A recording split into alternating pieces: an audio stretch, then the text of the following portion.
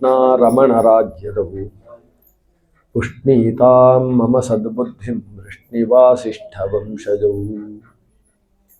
ಲಸತು ಶ್ರೀಮದಾನಂದತೀರ್ಥೇಂದುರ್ನೋ ಹೃದಂಬರೆ ಯದ್ವಚಶ್ಚಂದ್ರಿಕಾ ಸ್ವಾಂತಸಂತಾಪಂ ವಿನಿಕೃಂತತಿ ಭವತಿ ಯದನುಭಾವಾತ್ ಏಡಮೂಕೋಪಿ ವಾಗ್ಮೀ ಜಡಮತಿರಪಿ ಜಂತುರ್ಜಾಯತೆ ಪ್ರಾಜ್ಞಮೌಲಿಃ सकलवचनचेतो देवता भारती सा मम वचसि निधत्तां सन्निधिं मानसे च आपादमौलिपर्यन्तं गुरूणाम् आकृतिं स्मरेत् तेन विघ्नाः प्रणश्यन्ति सिद्ध्यन्ति च मनोरथाः निगमकल्पतरोर्गलितं फलं शुकमुखादमृतद्रवसंयुतं पिबत भागवतं रसमालयं मुहुरहो रसिका भुवि भावुकाः तपस्वाध्याय शुश्रूषा कृष्णपूजारतं मुनिं विश्वेशमिष्टदं वन्दे परिव्राट् चक्रवर्तिनं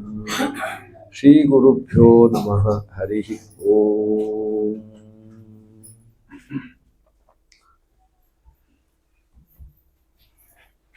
ಸ್ತೋತ್ರಗಳಲ್ಲಿ ಅನೇಕ ಬಗೆ. ಯಾವುದಾದರೂ ಅಭೀಷ್ಟ ಸಿದ್ಧಿಗೋಸ್ಕರ ಮಾಡುವ ಸ್ತೋತ್ರಗಳೇ ಬೇರೆ ಥರ.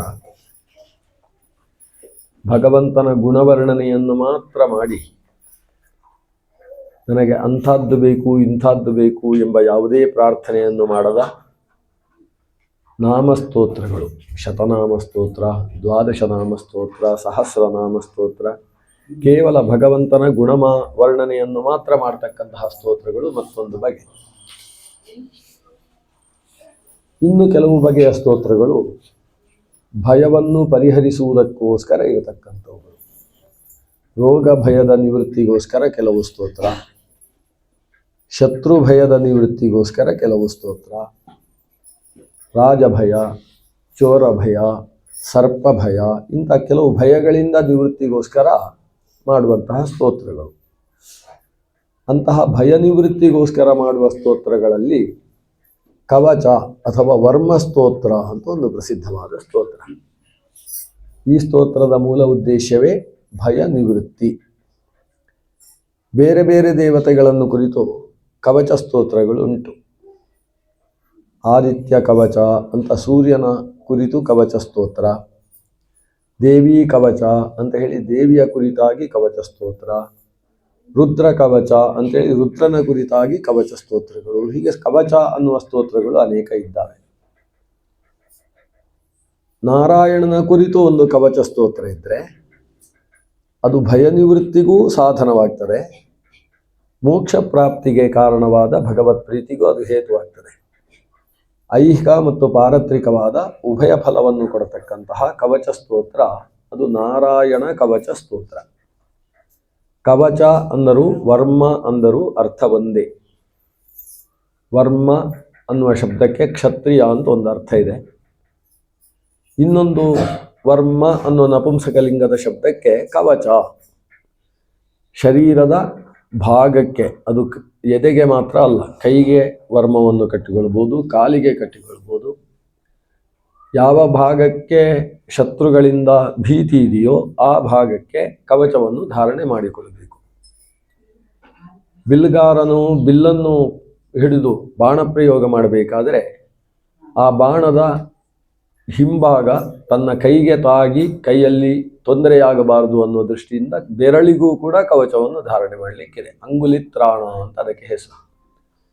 ಹೀಗೆ ಕವಚಗಳು ಯುದ್ಧಕ್ಕೆ ಹೊರಡುವ ಹೊತ್ತಿಗೆ ತಾನು ಪಾದದಿಂದ ಹಿಡಿದು ತಲೆಯ ತನಕ ಅನೇಕ ಭಾಗದಲ್ಲಿ ಕವಚಗಳನ್ನು ಧಾರಣೆ ಮಾಡಿಕೊಳ್ಳಬೇಕು. ಲೌಕಿಕವಾದ ಭೌತಿಕವಾದ ಏನು ಕವಚಗಳುಂಟು ಅದು ಬಾಹ್ಯ ದೃಷ್ಟಿಗೆ ಗೋಚರವಾಗುವಂಥದ್ದು. ಅದು ಶರೀರದಲ್ಲಿದ್ದಾಗಲೂ ಕೂಡ ಆತನ ಮರ್ಮಸ್ಥಾನವನ್ನು ಭೇದಿಸುವುದಕ್ಕೆ ಅವಕಾಶ ಇದೆ. ದುರುಕ್ತಿಗಳನ್ನು ಪ್ರಯೋಗಿಸುವುದರ ಮೂಲಕ ಅವನ ಮಾನಸ ಸ್ಥೈರ್ಯವನ್ನು ಕಡಿಮೆ ಮಾಡಿ ಯಾವಾಗ ಮಾನಸವಾಗಿ ವಿಕಲನಾಗ್ತಾನೆ ಆ ಹೊತ್ತಿಗೆ ಆತನನ್ನು ಯುದ್ಧದಿಂದ ಪರಾಜಿತಗೊಳಿಸುವುದಕ್ಕೆ ಶಕ್ಯವಾಗ್ತದೆ. ಯುದ್ಧದಲ್ಲಿ ಚೋರರ ಮುಂದೆ ಅಥವಾ ಶತ್ರುಗಳ ಮುಂದೆ ಆತ ನಿಂತಾಗ ಆತನಿಗೆ ಜಯಪ್ರಾಪ್ತಿಯಾಗಬೇಕಾದರೆ ಮಾನಸವಾಗಿ ಆತನಿಗೆ ಕವಚ ಧಾರಣೆ ಆಗಬೇಕು. ಶಾರೀರಿಕವಾದಂತಹ ಕವಚ ಅದು ಮನಸ್ಸಿಗೆ ಬಲವನ್ನು ತುಂಬುವಂತಹದ್ದಾಗಬೇಕು. ಆ ಮನಸ್ಸಿಗೆ ಬಲವನ್ನು ತುಂಬತಕ್ಕಂತಹ ಕವಚವು ಸ್ತೋತ್ರ ಸ್ವರೂಪದಲ್ಲಿ ಇರ್ತದೆ. ನಾರಾಯಣ ವರ್ಮ ಅದು ಯಾವಾಗ ಪಠಿಸಬೇಕು? ವಿಶ್ವರೂಪಾಚಾರ್ಯರು ಹೇಳುವುದು, ನಾರಾಯಣಾಖ್ಯಂ ಕವಚಂ ಸನ್ನಕ್ಯೇತ್ ಭಯ ಆಗತೆ. ಭಯೇ ಆಗತೆ ಸತಿ ನಾರಾಯಣಾಖ್ಯಂ ವರ್ಮ ಸನ್ನಕ್ಯೇತ್.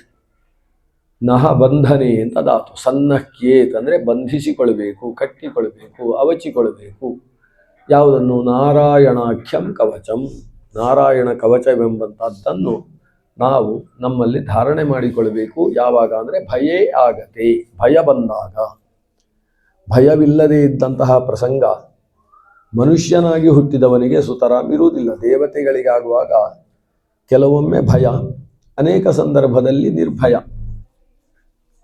ಯಾರಲ್ಲಿ ಸಂಪತ್ತು ರಾಶಿ ಬಿದ್ದಿರ್ತದೆ ಅಂಥವರಿಗೆ ಸುತರಾಮ್ ಭಯ ಉಂಟು. ದೇವಲೋಕದಲ್ಲಿ ಭಯ ಇರುವುದೇ ಅದಕ್ಕೋಸ್ಕರ. ಕ್ಷೀರಸಾಗರ ಮಥನ ಕಾಲದಲ್ಲಿ ಬಂದಂತಹ ಐಶ್ವರ್ಯಗಳಲ್ಲಿ ಹೆಚ್ಚಿನ ಐಶ್ವರ್ಯಗಳೆಲ್ಲ ಇಂದ್ರನ ದೇವಲೋಕದ ಅಮರಾವತಿಯಲ್ಲಿ ಇರುವ ಕಾರಣದಿಂದ ಆ ಅಮರಾವತಿ ಯಾವತ್ತೂ ಕೂಡ ಶತ್ರು ಪೀಡೆಗೆ ಒಳಗಾಗ್ತಾ ಇರುತ್ತದೆ.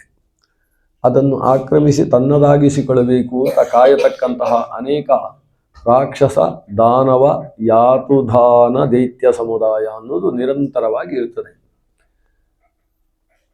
ಋಷಿ ಮುನಿಗಳಿಗೆ ಅಂತಹ ಭಯ ಯಾವುದೂ ಇಲ್ಲ.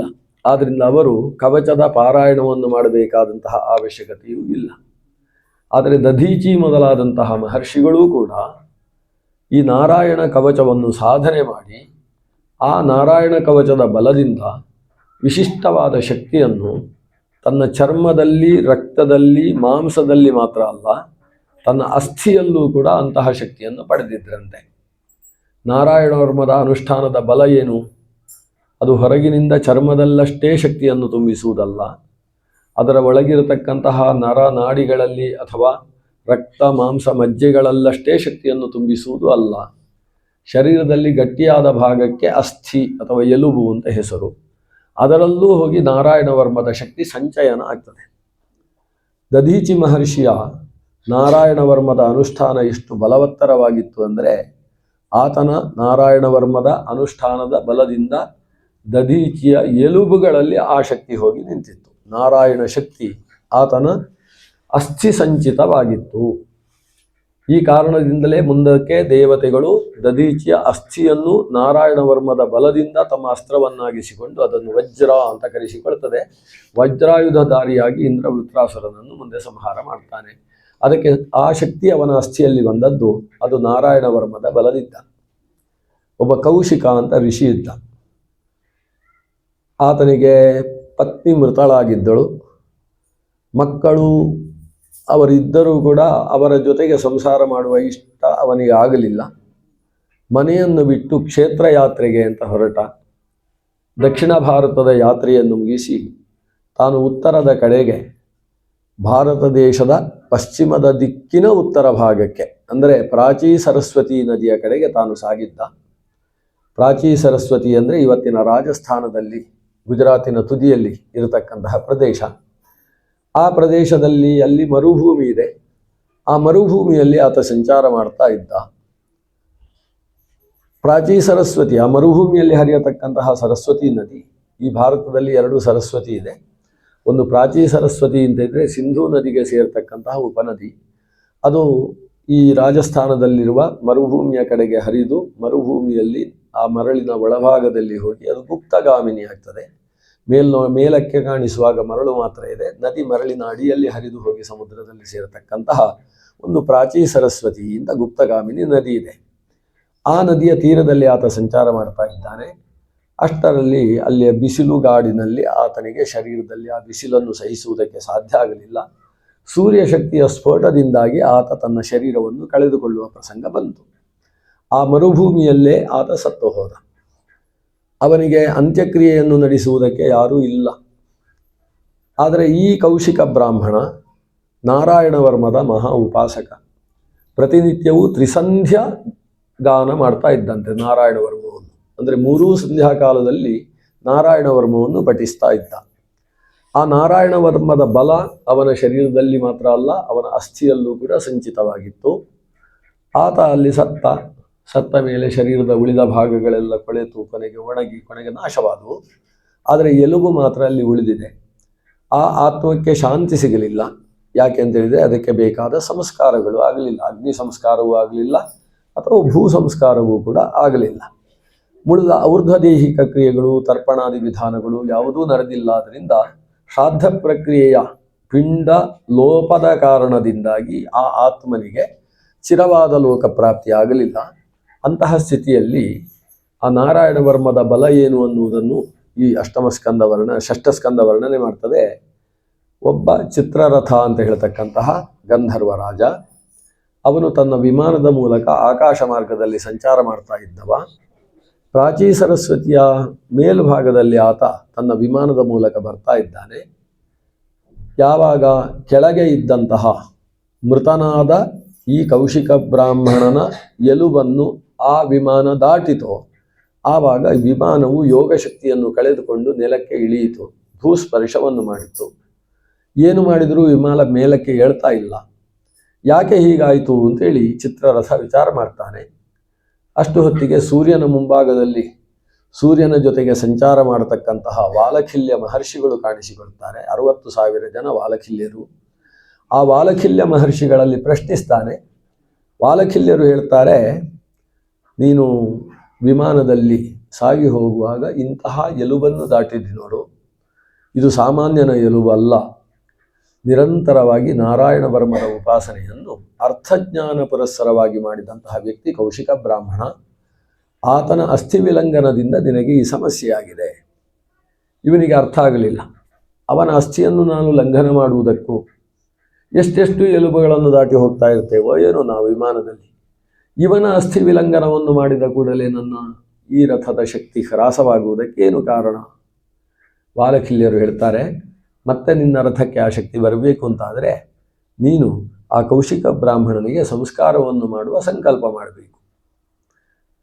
ವಾಲಖಿಲ್ಯರ ನಿರ್ದೇಶನವನ್ನು ಅನುಸರಿಸಿ ಏನೇನು ಮಾಡಬೇಕು ಅನ್ನುವುದನ್ನು ಅವರಿಂದ ತಿಳಿದು ತಾನು ಸಂಕಲ್ಪ ಮಾಡಿ ಆ ಕೌಶಿಕ ಬ್ರಾಹ್ಮಣನ ಮಗನಾಗಿದ್ದರೆ ಏನೇನು ಮಾಡಬೇಕಿತ್ತೋ ಅಂತಹ ಎಲ್ಲ ಸಂಸ್ಕಾರ ಪ್ರಕ್ರಿಯೆಯನ್ನು ತಾನು ಮಾಡ್ತಾನೆ. ಇದಕ್ಕೆ ಅನಾಥ ಸಂಸ್ಕಾರ ಅಂತ ಹೆಸರು. ಆ ಸಂಸ್ಕಾರವನ್ನು ಮಾಡ್ತಾ ಇದ್ದ ಹಾಗೆ ಇವನ ರಥಕ್ಕೆ ಶಕ್ತಿ ಬಂತು. ಅಷ್ಟೇ ಅಲ್ಲ, ಆ ಚೇತನ ಕೌಶಿಕ ಬ್ರಾಹ್ಮಣ ಆತ ಪರಪದವಿಯನ್ನು ಹೊಂದಿದ. ತನಗಿದ್ದ ಪ್ರೇತತ್ವವನ್ನು ತಾನು ಕಳೆದುಕೊಂಡು ತಾನು ಪರಪದವಿಯನ್ನು ಹೊಂದಿದ. ತಾನು ನಾರಾಯಣ ವರ್ಮವನ್ನು ಅನುಷ್ಠಾನ ಮಾಡಿದರ ಫಲವಾಗಿ ಆತನ ಅಸ್ಥಿಯಲ್ಲಿ ಆ ಶಕ್ತಿ ಸಂಚಿತವಾಗಿ ಒಬ್ಬ ವ್ಯಕ್ತಿ ಅವನಿಗೆ ಸಂಸ್ಕಾರವನ್ನು ನಡೆಸುವ ಪ್ರೇರಣೆಯೂ ಕೂಡ ಲಬ್ಧವಾಗಿ ಆತ ಶಾಶ್ವತ ವಿಷ್ಣು ಲೋಕಾವಾಪ್ತಿಯನ್ನು ಪಡೆದಂತಹ ಒಂದು ಘಟನೆಯನ್ನು ನಾರಾಯಣ ವರ್ಮದ ಕೊನೆಯಲ್ಲಿ ಶುಕಾಚಾರ್ಯರು ಉಲ್ಲೇಖ ಮಾಡ್ತಾರೆ. ಹಾಗಾಗಿ ನಾರಾಯಣ ವರ್ಮ ಅನ್ನುವುದು ಅತ್ಯಂತ ಶ್ರೇಷ್ಠವಾದ ರಹಸ್ಯವಾದ ವಿದ್ಯೆ. ರಹಸ್ಯವಾದ ವಿದ್ಯೆ ಅಂದರೆ ಅದನ್ನು ಯಾರಿಗೂ ಹೇಳಬಾರ್ದು ಅಂತ ಇಂದ್ರ ತಾಕೀತು ಮಾಡಿದ್ದಂತೆ. ಒಬ್ಬ ಮಹರ್ಷಿ ಅದನ್ನು ಇನ್ನೊಬ್ಬರಿಗೆ ಹೇಳಬೇಕು ಅಂತ ಅಶ್ವಿನಿ ದೇವತೆಗಳದ್ದು ದೊಡ್ಡ ಕಥೆ ಬರ್ತದೆ. ಕೊನೆಗೆ ಏನು ಮಾಡಿದ್ರಂತೆ, ಅಶ್ವಿನಿ ದೇವತೆಗಳಿಗೆ ನಾರಾಯಣ ವರ್ಮ ಬೇಕು ಅಂತ ಅನಿಸಿತು. ಅದಕ್ಕೋಸ್ಕರ ಋಷಿ ಹತ್ರ ಹೇಳಿದಲ್ಲ, ದಧೀಚಿ ಹತ್ರ, ನಿಮ್ಮ ನಾರಾಯಣ ವರ್ಮ ನನಗೆ ಉಪದೇಶ ಕೊಡಬೇಕು. ದಧೀಚಿ ಹೇಳಿದ್ದಾನೆ, ನಾನು ಇನ್ನೊಬ್ಬರಿಗೆ ಉಪದೇಶ ಮಾಡಿದರೆ ತಲೆ ತೆಗಿತೇನೆ ಅಂತ ಹೇಳಿದ್ದಾನೆ ಇಂದ್ರ ಅಂತ. ಅಶ್ವಿನಿ ದೇವತೆಗಳು ಹೇಳಿದರು, ಅವ ತಲೆ ತೆಗಿಲಿ, ನಾವು ಮತ್ತೆ ತಲೆ ಕೊಡ್ತೇವೆ ಅಂತ ಹೇಳಿದರು.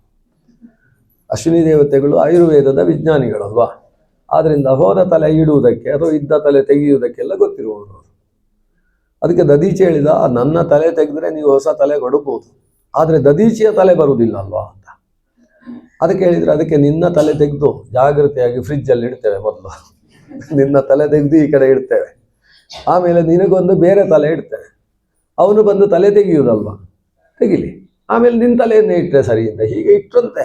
ದಧೀಚಿಯಿಂದ ಅಶ್ವಿನಿ ದೇವತೆಗಳು ನಾರಾಯಣ ವರ್ಮವನ್ನು ಪಡೆದು ಅವನಿಗೆ ಅವನದ್ದೇ ತಲೆಯನ್ನು ಮತ್ತೆ ಇಟ್ಟು ನೋಡಿ. ಇಂದ್ರನು ಕೂಡ ಅವನ ತಲೆ ತೆಗೆಯುವುದು ಅವನ ಸಂಕಲ್ಪ ಇದ್ದದ್ದು. ತಲೆ ತೆಗೆದು ಅಶ್ವಶಿರಸ್ಸು ಇಟ್ಟಿದ್ರಂತೆ ಮೊದಲು, ಅದನ್ನು ತೆಗೆದು ಮತ್ತೆ ಇವನ ತಲೆಯನ್ನೇ ಇಳಿಸಿತು. ಹೀಗೆ ದಧೀಚಿ ತಾನು ಮಾತ್ರ ಸಾಧನೆ ಮಾಡಿದ್ದಲ್ಲ ನಾರಾಯಣ ವರ್ಮದ ಮೂಲಕ, ದೇವತಾ ಶಿರೋಮಣಿಗಳು, ವೈದ್ಯ ಶಿರೋಮಣಿಗಳು ಅಂತ ಕರೆಸಿಕೊಂಡ ಅಶ್ವಿನಿ ನಕ್ಷತ್ರಕ್ಕೆ ಅಭಿಮಾನಿಗಳಾದ ದಸ್ರಾ ನಾಸತ್ಯ ಅಂತ ಹೇಳ್ತಕ್ಕಂತಹ ರವಿಕುಮಾರರಿಬ್ಬರಿಗೂ ದೇವವೈದ್ಯರಿಗೂ ಕೂಡ ನಾರಾಯಣ ವರ್ಮವನ್ನು ಕೊಟ್ಟಂತಹ ವ್ಯಕ್ತಿತ್ವ ಆತನದ್ದು.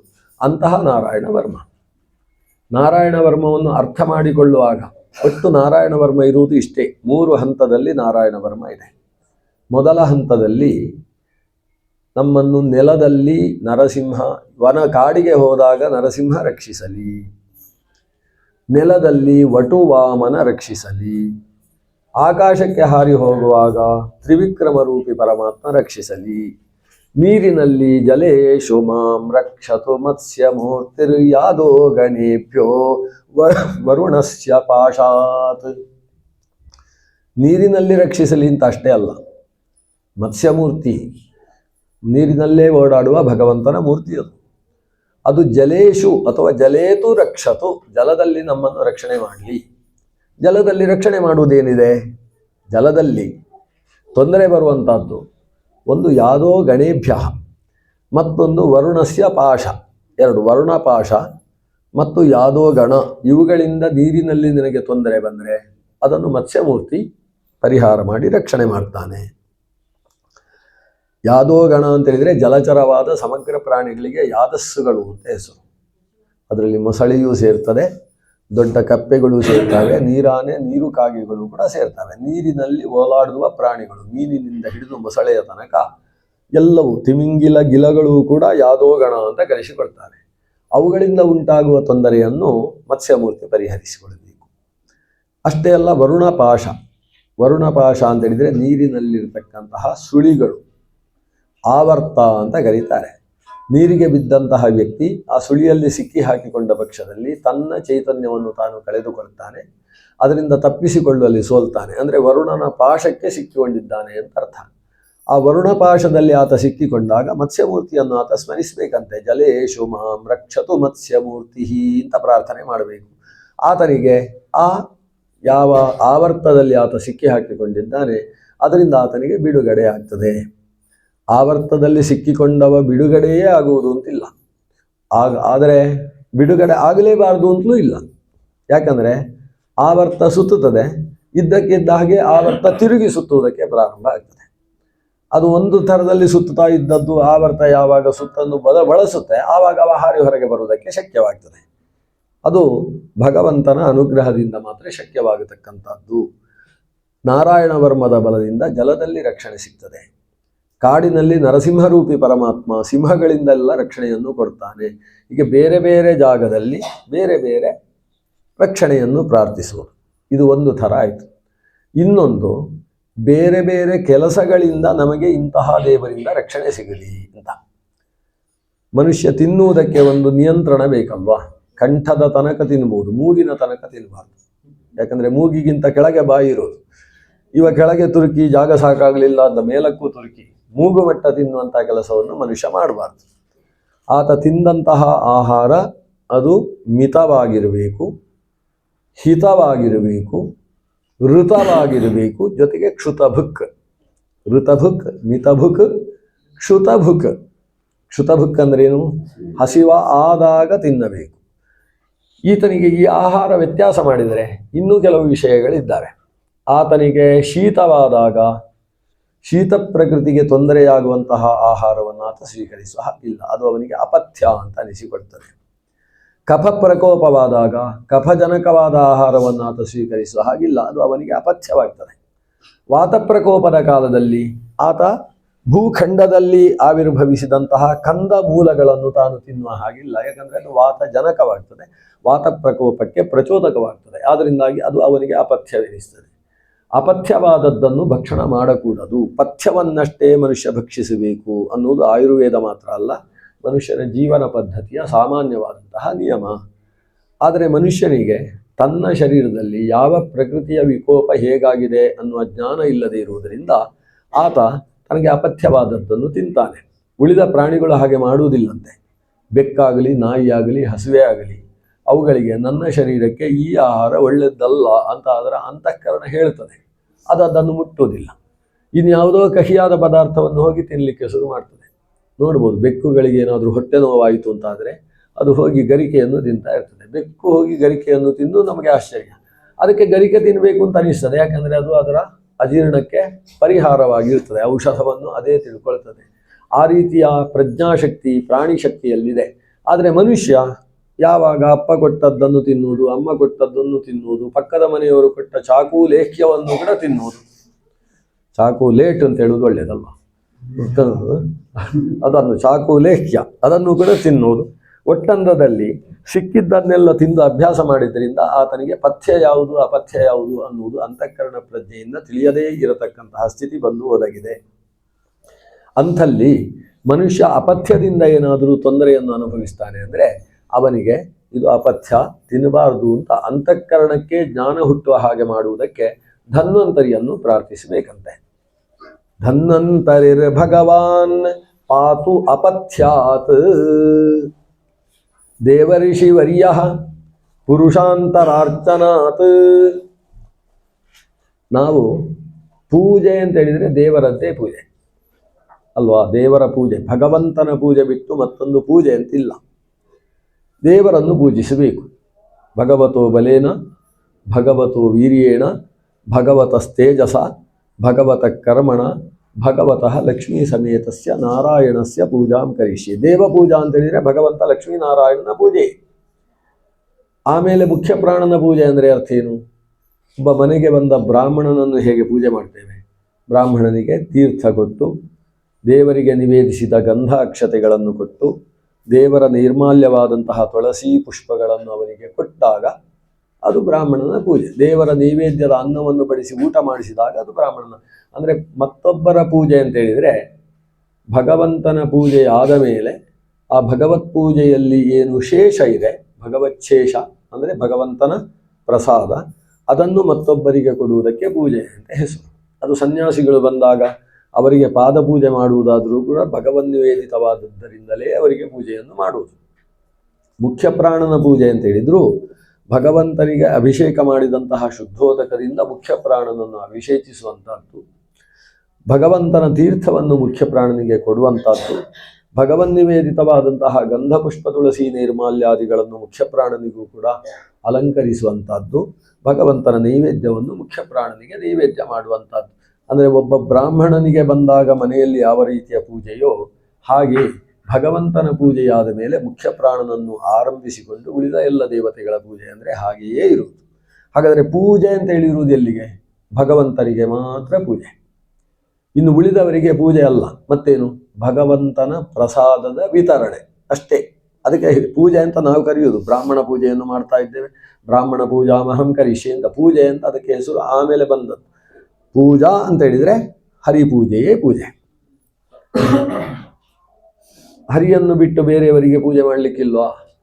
ಮಾಡ್ಬೋದು, ಆದರೆ ತಪ್ಪದು. ಅದಕ್ಕೆ ಪುರುಷಾಂತರಾರ್ಚನಾ ಅಂತ ಹೆಸರು. ಪುರುಷ ಅಂದರೆ ಪುರುಷ ಸೂಕ್ತದಿಂದ ಪ್ರತಿಪಾದ್ಯನಾದಂತಹ ಭಗವಂತ. ಪುರುಷಾಂತರ ಅಂತ ಹೇಳಿದರೆ ಭಗವಂತನನ್ನು ಬಿಟ್ಟು ಬೇರೆಯ ವ್ಯಕ್ತಿ. ಯಾರದು? ಇಂದ್ರನೂ ಆಗ್ಬೋದು, ಚಂದ್ರನೂ ಆಗ್ಬೋದು, ರುದ್ರನೂ ಆಗ್ಬೋದು, ಅಥವಾ ಪ್ರಾಣದೇವರು ಆಗ್ಬೋದು, ರಾಘವೇಂದ್ರ ಸ್ವಾಮಿಗಳು ಆಗ್ಬೋದು, ಯಾರು ಆಗ್ಬೋದು, ರಘುತ್ತಮ ತೀರ್ಥರು ಆಗ್ಬೋದು. ಅವರನ್ನೇ ಮುಂದೆ ಇಟ್ಟುಕೊಂಡು ಅವರ ಚಿತ್ರ ಇಟ್ಟುಕೊಂಡು ಅವರಿಗೆ ಒಂದು ದೀಪ ಹಚ್ಚಿ ನೀನೇ ಸರ್ವೋತ್ತಮ, ನಿನ್ನನ್ನು ಬಿಟ್ಟರೆ ಮತ್ತೊಬ್ಬ ಇಲ್ಲ, ಅಪೇಕ್ಷಿತ ಪ್ರದಾತಾನ್ಯೋ ರಾಘವೇಂದ್ರಾತ್ ನ ವಿದ್ಯತೆ ನ ವಿದ್ಯತೆ ನ ವಿದ್ಯತೆ ಏವ ಅಂತ ಹೇಳುದು. ಅದನ್ನು ರಾಘವೇಂದ್ರ ಸ್ವಾಮಿಗಳು ಬಿಟ್ಟರೆ ಮತ್ತೊಬ್ಬ ಅಪೇಕ್ಷಿತ ಪ್ರದಾತ ಇಲ್ಲ. ಭಗವಂತ ಏನಾದರೂ ಕೊಡಬೇಕಾದ್ರೂ ರಾಘವೇಂದ್ರ ಸ್ವಾಮಿಗಳ ಹತ್ರ ಕೇಳಿಯೇ ಕೊಡಬೇಕು. ಅಷ್ಟು ಎತ್ತರದ ದೇವತೆ ರಾಘವೇಂದ್ರ ಸ್ವಾಮಿ ಅಂತ ಹೀಗೆ ತಿಳ್ಕೊಂಡು ರಾಘವೇಂದ್ರ ಸ್ವಾಮಿಗಳನ್ನು ಪೂಜಿಸಿದರೆ ಅದು ದೋಷವಾಯಿತು. ಅವರು ಸ್ವೀಕಾರ ಮಾಡುವುದಿಲ್ಲ ಅಂತ, ರಾಘವೇಂದ್ರ ಸ್ವಾಮಿಗಳು ಸ್ವೀಕಾರ ಮಾಡುವುದಿಲ್ಲ. ನಾನು ಅಂಥವಲ್ಲ, ದೇವರನ್ನು ನೀನು ಹಾಗೆ ಮಾಡಬೇಡ ಅಂತ ನಾನು ಗೀತೆಗೆ ವಿವೃತ್ತಿ ಬರೆಯುವಾಗ ಹೇಳಿದ್ದೇನೆ, ನೀನು ಯಾಕೆ ಹಾಗೆ ಮಾಡ್ತಾ ಇದ್ದಿತ್ತು ಅವರು ಕೇಳ್ತಾ ಇರ್ತಾರೆ. ಹಾಗಾದರೆ ದೇವರ ಪೂಜೆಯನ್ನು ಬಿಟ್ಟು ಉಳಿದವರನ್ನು ಸರ್ವೋತ್ತಮ ಅಂತ ಪೂಜಿಸಿದರೆ ಅದು ಪುರುಷಾಂತರಾರ್ಚನ ಅಂತ ಕರೆಸಿಕೊಳ್ತದೆ. ಇದು ತಪ್ಪು. ಈ ರೀತಿಯ ಪೂಜೆಯನ್ನು ಮಾಡದೇ ಇರುವ ಹಾಗೆ ನಮಗೆ ದೇವಋಷಿವರ್ಯ ಅನುಗ್ರಹ ಮಾಡಬೇಕು. ಇಲ್ಲಿ ದೇವಋಷಿವರ್ಯ ಅಂತ ಹೇಳಿದರೆ ಯಾರು ಅಂತ ಒಂದು ಪ್ರಶ್ನೆ. ಸಾಮಾನ್ಯ ಶ್ರೀಮನ್ ಮಧ್ವಾಚಾರ್ಯರು ಭಾಗವತಕ್ಕೆ ವ್ಯಾಖ್ಯಾನ ಬರೆಯುವುದಕ್ಕಿಂತ ಮುಂಚೆ ದೇವಋಷಿವರ್ಯ ನಾರದ ಅಂತ ಎಲ್ಲರೂ ವ್ಯಾಖ್ಯಾನ ಬರೆದಿದ್ದಾರೆ. ಅಕಸ್ಮಾತ್ ಮಧ್ವಾಚಾರ್ಯರು ನಮಗೆ ಆ ವ್ಯಾಖ್ಯಾನ ಕೊಡದೇ ಹೋದರೆ ನಾವು ಕೂಡ ಹಾಗೆ ವ್ಯಾಖ್ಯಾನ ಮಾಡ್ತಾ ಇದ್ದದ್ದು. ದೇವಋಷಿ ವರ್ಯ ಅಂತ ಹೇಳಿದರೆ ಯಾರು? ದೇವಋಷಿ ನಾರದ ಅಂತ ಕೇಳಿ ಅಭ್ಯಾಸ ಇರುವುದರಿಂದ ನಾರದ ಅಂತ ಹೇಳ್ತೇವೆ. ಹೌದು, ದೇವಋಷಿ ಅಂದರೆ ನಾರದ. ಹೌದು, ದೇವಋಷಿ ವರ್ಯ ಅಂತ ಹೇಳಿದ್ರೆ ಏನು? ನಾರದನಿಂದ ವರಣೀಯನಾದವ ಅಂತ ಅರ್ಥ. ನಾರದರು ಯಾರ ಪಾದಕ್ಕೆ ಬಿದ್ದು ಪೂಜೆ ಮಾಡ್ತಾರೋ ಅವರು ದೇವಋಷಿ ವರ್ಯ ಅಂತ ಅರ್ಥ. ಅದು ಯಾರು? ದೇವಋಷಿ ವರ್ಯ ಮಹಿದಾಸಃ. ಮಹಿದಾಸ ಐತರೇಯರಿಗೆ ದೇವಋಷಿ ವರ್ಯ ಅಂತ ಹೆಸರು. ಇದು ಕೂಡ ವೇದವ್ಯಾಸರೇ ಹೇಳಿದ್ದು. ಇಲ್ಲಿ ದೇವಋಷಿ ವರ್ಯ ಪುರುಷಾಂತರಾರ್ಚನಾತ್ ಅಂತ ಇಲ್ಲಿ ಹೇಳಿದರು. ಅವರೇ ವೇದವ್ಯಾಸರು ತಮ್ಮ ವ್ಯಾಸ ಸ್ಮೃತಿಯಲ್ಲಿ ದೇವರ್ಷಿ ವರ್ಯ ಅಂತ ಹೇಳಿದರೆ ಮಹಿದಾಸ ಐತರೇಯ ಅಂತ ಅಲ್ಲಿ ಹೇಳಿದ್ದಾರೆ. ದೇವರ್ಷಿ ವರ್ಯ ಶಬ್ದದ ಅರ್ಥ ಮಹಿದಾಸ. ಇನ್ನೊಂದು ಅಂಶ ಗಮನಿಸಬೇಕು, ಇದು ನಾರಾಯಣ ವರ್ಮ. ಈ ನಾರಾಯಣ ಕವಚದಲ್ಲಿ ಭಗವಂತನ ರೂಪಗಳನ್ನೇ ಪ್ರಾರ್ಥನೆ ಮಾಡೋದು. ನಮ್ಮನ್ನು ಅಪಥ್ಯದಿಂದ ಧನ್ವಂತರಿ ರಕ್ಷಣೆ ಮಾಡಲಿ, ಸನತ್ಕುಮಾರೋ ವತು ಕಾಮದೇವಾತ್. ಬೇಡದೇ ಇದ್ದಂತಹ ಅಭಿಲಾಷೆಗಳು ನನ್ನಲ್ಲಿ ಬಂತು ಅಂತಾದರೆ ಸನತ್ಕುಮಾರ ರೂಪಿಯಾದ ಭಗವಂತ ನಮ್ಮನ್ನು ರಕ್ಷಣೆ ಮಾಡಲಿ. ಇಲ್ಲೂ ಅಷ್ಟೇ, ಸನತ್ಕುಮಾರ ಅಂತ ಹೇಳಿದರೆ ಮತ್ತೆ ಬ್ರಹ್ಮ ಮಾನಸ ಪುತ್ರನನ್ನು ತೆಗೊಳ್ಳುವುದಲ್ಲ. ನಾವು ಮೊನ್ನೆ ಹೇಳಿದಂತಹ ಭಗವಂತನ ಅವತಾರ ರೂಪವಾದಂತಹ ಸನತ್ಕುಮಾರ. ಯಾಕೆಂತ ಹೇಳಿದರೆ ದೇವರ ರೂಪದಲ್ಲಿ ಪ್ರಾರ್ಥನೆ ಮಾಡುವುದೇ ನಾರಾಯಣ ಕವಚವಾಗ್ತದೆ. ಆದ್ದರಿಂದ ಸನತ್ಕುಮಾರ ಅಂದರೂ ದೇವರ ರೂಪ, ದೇವಋಷಿ ವರ್ಯ ಅಂತ ಹೇಳಿದ್ರು ಭಗವಂತನ ರೂಪ. ಮಧ್ಯದಲ್ಲಿ ನಾರದರಾಗಲಿ ಸನತ್ಕುಮಾರರಾಗಲಿ ಬರತಕ್ಕಂಥದ್ದು ಸಮಂಜಸವಾಗುವುದಿಲ್ಲ. ಹಾಗಾದರೆ ಇಲ್ಲಿ ದೇವಋಷಿ ವರ್ಯ ಅಂದರೆ ಯಾರು? ನಾರದರಿಂದ ಪೂಜ್ಯನಾಗಿರತಕ್ಕಂತಹ ದೇವ. ಇದು ಮಹಿದಾಸ ಐತರೇಯ. ನಾರದರು ಮಹಿದಾಸನನ್ನು ಪೂಜೆ ಮಾಡಿದ ಬಗೆ ಯಾವುದು? ಮಹಿದಾಸ ಅಂದರೆ ಅರ್ಥ ಭೂಮಿ ಕೊಟ್ಟಂತಹ ಆಸನದಲ್ಲಿ ಕುಳಿತವ ಅಂತ. ಮಹಿ ಅಂದರೆ ಭೂಮಿ, ದ ಅಂದರೆ ದತ್ತ, ಆಸ ಅಂದರೆ ಕುಳಿತವ, ಆಸನ ಮಾಡಿದವ, ಆಸೀನನಾದವ ಅಂತ ಅರ್ಥ. ಮಹಿದತ್ತೇ ಆಸ ಇದು ಮಹಿದಾಸ. ಅವನ ಕಥೆ ಹೇಳಿದರೆ ಉದ್ದಾಗ್ತದೆ, ಎಲ್ಲ ಬೇರೆ ಕಡೆ ಕೇಳಿಕೊಳ್ಳಿ. ಅಂತೂ ಮಹಿದಾಸ. ಇನ್ನೊಂದು ಅರ್ಥದಲ್ಲೂ ಮಹಿದಾಸ ಅಂತ ಶ್ರೀಮನ್ ಮಧ್ವಾಚಾರ್ಯರು ಐತರೇಯೋಪನಿಷತ್ತಿನ ಆರಂಭದಲ್ಲಿ ಹೇಳ್ತಾರೆ. ಯಾಕೆ ಮಹಿದಾಸ ಆತ ಅಂದರೆ ಮಹೀಯಾಂಸಃ ಬ್ರಹ್ಮಾದಯ ದಾಸತ್ವಮಾಪುಹು. ಈತನ ದಾಸನ ಹಾಗೆ ನಾರದ ಮಹರ್ಷಿಗಳು ಬ್ರಹ್ಮಾದಿ ದೇವತೆಗಳು ಎಲ್ಲರೂ ಮುಂದೆ ಕುಳಿತು ಸ್ವಲ್ಪ ಉಪದೇಶ ಕೊಡಿ ಅಂತ ಕೇಳಿದ್ರಂತೆ. ಹುಡುಗ ಇನ್ನು 16 ವರ್ಷ ಆಗಲಿಲ್ಲ, ಬಹುಶಃ ಉಪನಯನ ಮಾಡಿದ್ದಾರ ಅಂತ. ಉಪನಯನ ಮಾಡಿದ್ದಾರೆ, 16 ವರ್ಷಕ್ಕೆ ಉಪನಯನ. ಭಗವಂತ ಹುಟ್ಟುವಾಗಲೇ ಯಜ್ಞೋಪವೀತ ಹಾಕೊಂಡೇ ಹುಟ್ಟುವ. ಆದರೆ ಮಹಿದಾಸ ಅವನು ಯಾರು ಏನು ಮಾತಾಡಿದರೂ ಪ್ರತ್ಯುತ್ತರ ಕೊಡ್ತಾ ಇರಲಿಲ್ಲ. ಇವನಿಗೆ ಉಪನಯನ ಮಾಡಿದರೆ ಇವ ಸಂಧ್ಯಾವಂದನೆಯೇ ಮಾಡುವುದಿಲ್ಲ ಅಂತ ಹೆದರಿಕೊಂಡು ಅವನಿಗೆ ಸರಿಯಾದ ಕಾಲಕ್ಕೆ ಉಪನಯನ ಮಾಡಿರಲಿಲ್ಲ. ಕೊನೆಗೆ 15 ದಾಟಿ 16 ಹತ್ರ ಆದಾಗ ಇನ್ನೂ ಉಪನಯನ ಮಾಡದೆ ಹೋದರೆ ಅಪ್ಪನಾದ ನನಗೆ ದೋಷ ಬರ್ತದೆ ಅಂತೇಳಿ ಅವರ ಅಪ್ಪ ಅವನಿಗೆ ಉಪನಯನ ಮಾಡಿತ್ತು. ಅವನು ಜಪ ಮಾಡ್ತಾನೆ ಅಂತಲ್ಲ, ಅವನಿಗೆ ಉಪಕಾರ ಆಗಲಿ ಬಿಡಲಿ, ನನಗೆ ದೋಷ ಬರಬಾರದು ಅಂತ ಒಂದು ಉಪನಯನವನ್ನು ಮಾಡಿಬಿಟ್ಟಿದ್ರು. ಆತನಲ್ಲಿ ಅಂಥ ಶಕ್ತಿ ಜ್ಞಾನ ತುಂಬಿತ್ತು. ಅವನನ್ನು ಯಜ್ಞಕ್ಕೆ ಬಂದವನನ್ನು ಕೂಡಲಿಕ್ಕೆ ಜಾಗಗೊಳ್ಳಲಿಲ್ಲ ಉಳಿದವರೆಲ್ಲ. ಅಂಥಲ್ಲಿಗೆ ಭೂಮಿಯೇ ಒಡೆದು ಬಿರಿದು ಒಂದು ಆಸನವನ್ನು, ಸ್ವರ್ಣಾಸನವನ್ನು ಕೊಟ್ಟು ಅದರಲ್ಲಿ ಕೂಡಿಸಿತು. ಆದ್ದರಿಂದ ಮಹಿದಾಸನಾದ. ಆ ಆಸನದಲ್ಲಿ ಕುಳಿತಂತಹ ಮಹಿದಾಸ ಐತರೇಯನನ್ನು, ಇತರಾಸುತನನ್ನು ನಾರದ ಬ್ರಹ್ಮ ಪ್ರಭೃತಿಗಳೆಲ್ಲ ಸುತ್ತುವರಿದು ಆತನಲ್ಲಿ ಉಪದೇಶವನ್ನು ಕೇಳಿದರು. ಸಾಕ್ಷಾತ್ ಮಹಾಲಕ್ಷ್ಮೀ ದೇವಿಯೇ ಮುಂದಕ್ಕೆ ಕುಳಿತು ಮಹಾಭೂತಿಶ್ರುತಿಶ್ಚೈಷ ತಾನೇ ಪ್ರಶ್ನೆ ಮಾಡ್ತಾರೆ. ಭಗವಂತ ಸರ್ವಶಬ್ದವಾಚ್ಯ ಹೇಗೆ?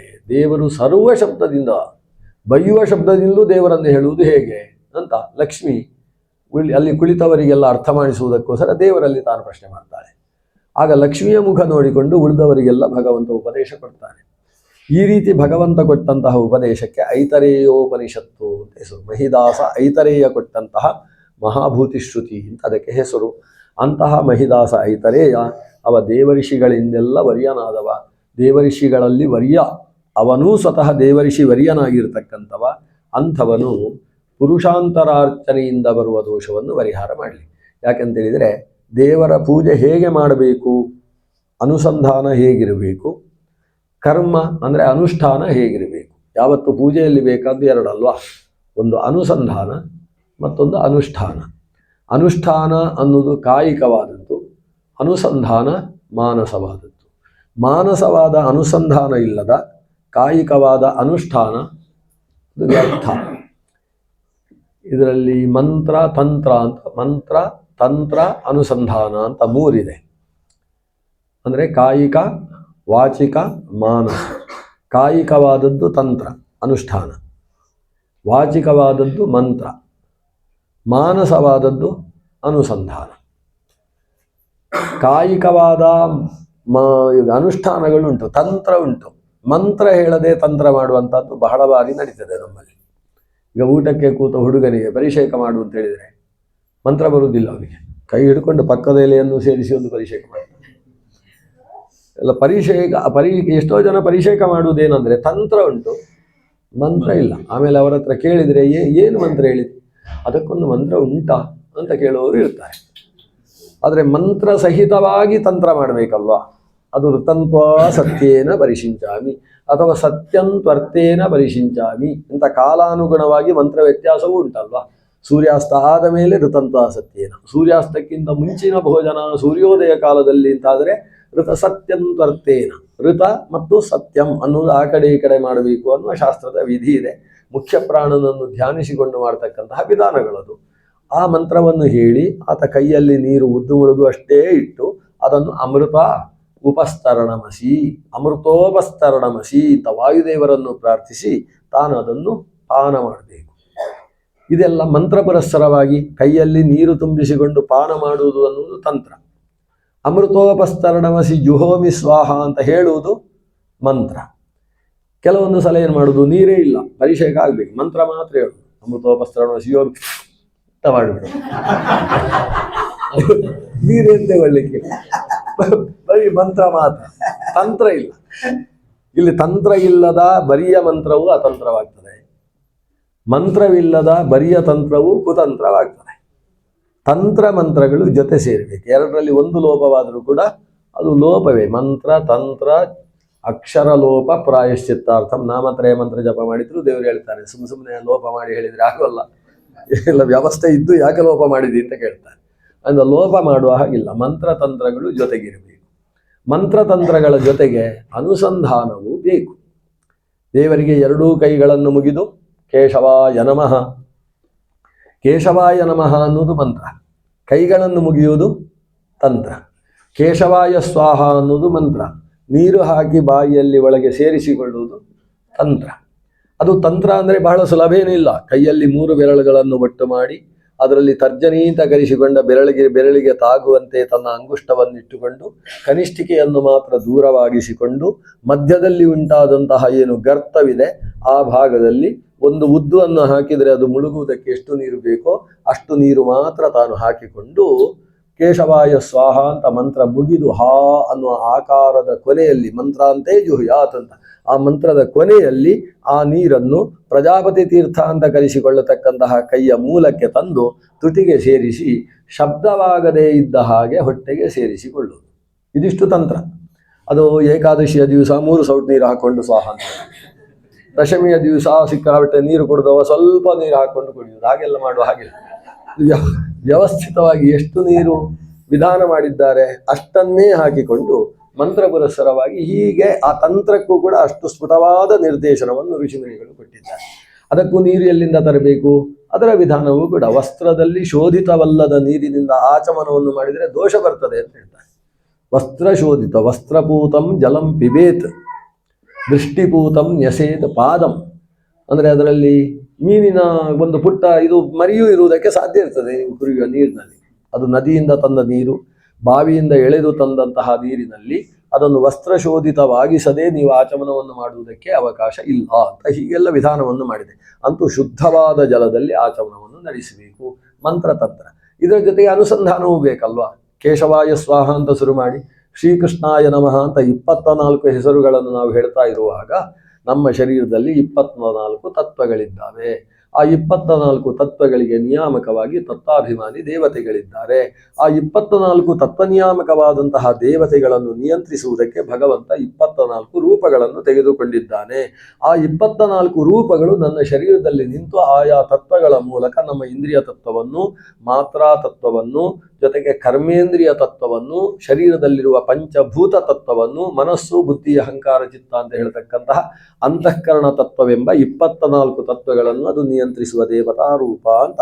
ಆ ದೇವತಾ ರೂಪವನ್ನು ನಾನು ನನ್ನ ಶರೀರದಲ್ಲಿ ಆವಾಹನೆ ಮಾಡಿಕೊಳ್ತಾ ಇದ್ದೇನೆ ಅನ್ನೋದೇನಿದೆ ಮನಸ್ಸಿನಲ್ಲಿ, ಇದಕ್ಕೆ ಅನುಸಂಧಾನ ಅಂತ ಹೆಸರು. ಹೀಗೆ ಅನುಸಂಧಾನ, ಅನುಷ್ಠಾನ ಮತ್ತು ಮಂತ್ರ, ಹೀಗೆ ಮಂತ್ರ ತಂತ್ರ ಅನುಸಂಧಾನ ತ್ರಿತಯ, ಇದು ಮೂರು ಸೇರಿದರೆ ಮುಪ್ಪುರಿ ತ್ರಿವೇಣಿ ಸಂಗಮ ಅಂತ ಕರೀತದೆ. ಹೇಗೆ ವರ್ಣನೆ ಮಾಡ್ತಾರೆ ನಮ್ಮ ವಿಷ್ಣು ತೀರ್ಥರು.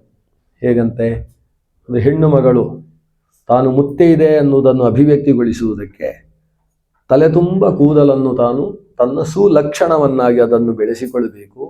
ತಲೆಯಲ್ಲಿ ಬೆಳೆದಂತಹ ಕೂದಲನ್ನು 3 ಭಾಗ ಮಾಡಿ ಆ 3ನ್ನು ಕೂಡ ಜೊತೆಗೆ ನೇಣಿಸಿ ಆಕೆ ಜಡೆಯಾಗಿಸಿಕೊಳ್ಳಬೇಕು. ಲಕ್ಷ್ಮೀದೇವಿಗೆ ಎಷ್ಟು ಕೂದಲಿತ್ತು ಅಂತ ಹೇಳಿದ್ರೆ ಒಂದು ಜಡೆ ಅಲ್ಲಂತೆ, 4 ಜಡೆ. ಚತುಷ್ಕಪರ್ಧ ಯಾದೇವಿ ಚತುರಾಸ್ಯಾದಿ ಸ್ತುತ ಅಂತ 4 ಜಡೆ ಮಾಡ್ತಾ ಇದ್ಲಂತೆ ಲಕ್ಷ್ಮೀದೇವಿ. ಈಗಿನ ಹೆಂಗಸರಿಗೆ ಅಷ್ಟು ಸಿಗದೆ ಹೋದ್ರು, ಒಂದು ಜಡೆ ಆದರೂ ಮಾಡಬಾರ್ದಾ? ಒಂದು ಜಡೆ. ಆ ಜಡೆಯನ್ನು ಮಾಡುವಾಗ 3 ಹೆರಳು ಹಾಕಿಕೊಂಡು ಅವುಗಳನ್ನು ಜೋಡಿಸುವುದು. ಶಿರಸ್ಸಿನಲ್ಲಿ ಗಂಗಾ, ಯಮುನಾ ಮತ್ತು ಸರಸ್ವತಿ ಸ್ವರೂಪದಿಂದ ಅದು ಕೆಳಗಿಳಿದು ಬರ್ತಾ ಇದೆ ಅಂತ, ತನ್ನ ಬೆನ್ನು ಹುರಿ ಅಂತ ಹೇಳುವ ಸುಷುಮ್ನಾ ಭಾಗದಲ್ಲಿ ಅದು ಕೆಳಗಿಳಿದು ಬರ್ತದೆ ಅಂತ ಆಲೋಚನೆ ಮಾಡಿಕೊಂಡು 3 ಹೆರಳು ಹಾಕಿ ಜಡೆಯನ್ನು ಹೇಗೆ ಆಕೆ ತನ್ನ ತಲೆಯಲ್ಲಿ ಹಾಕಿಕೊಳ್ತಾಳು. ವೇಣಿ ಬಂಧನ, ವೇಣಿ ಸಂಹರಣ, ವೇಣಿ ಸಂಹಾರ. ವೇಣಿ ಅಂತ ಹೇಳಿದ್ರೆ ಜಡೆ ಅಂತ ಅರ್ಥ. ವೇಣಿ, ನಾಗವೇಣಿ ಅಂತ ಹೇಳಿದ್ರೆ ಕಾಳಿಂಗ ಸರ್ಪದ ಹಾಗೆ ಜಡೆ ನೆಲಕ್ಕೆ ತಾಗುವಷ್ಟು ಜಡೆ ಉಳ್ಳವಳು ಅಂತ, ಅವಳಿಗೆ ನಾಗವೇಣಿ ಅಂತ ಹೆಸರು ಅಥವಾ ಕಾಳಿಂಗವೇಣಿ ಅಂತ ಹೆಸರು. ಆ ರೀತಿಯಲ್ಲಿ ತಾನು ಜಡೆಯನ್ನು ನೇಯುವಂತೆಯೇ ತ್ರಿವೇಣಿ ಸಂಗಮವಾಗಬೇಕು ಅನುಷ್ಠಾನದಲ್ಲಿ.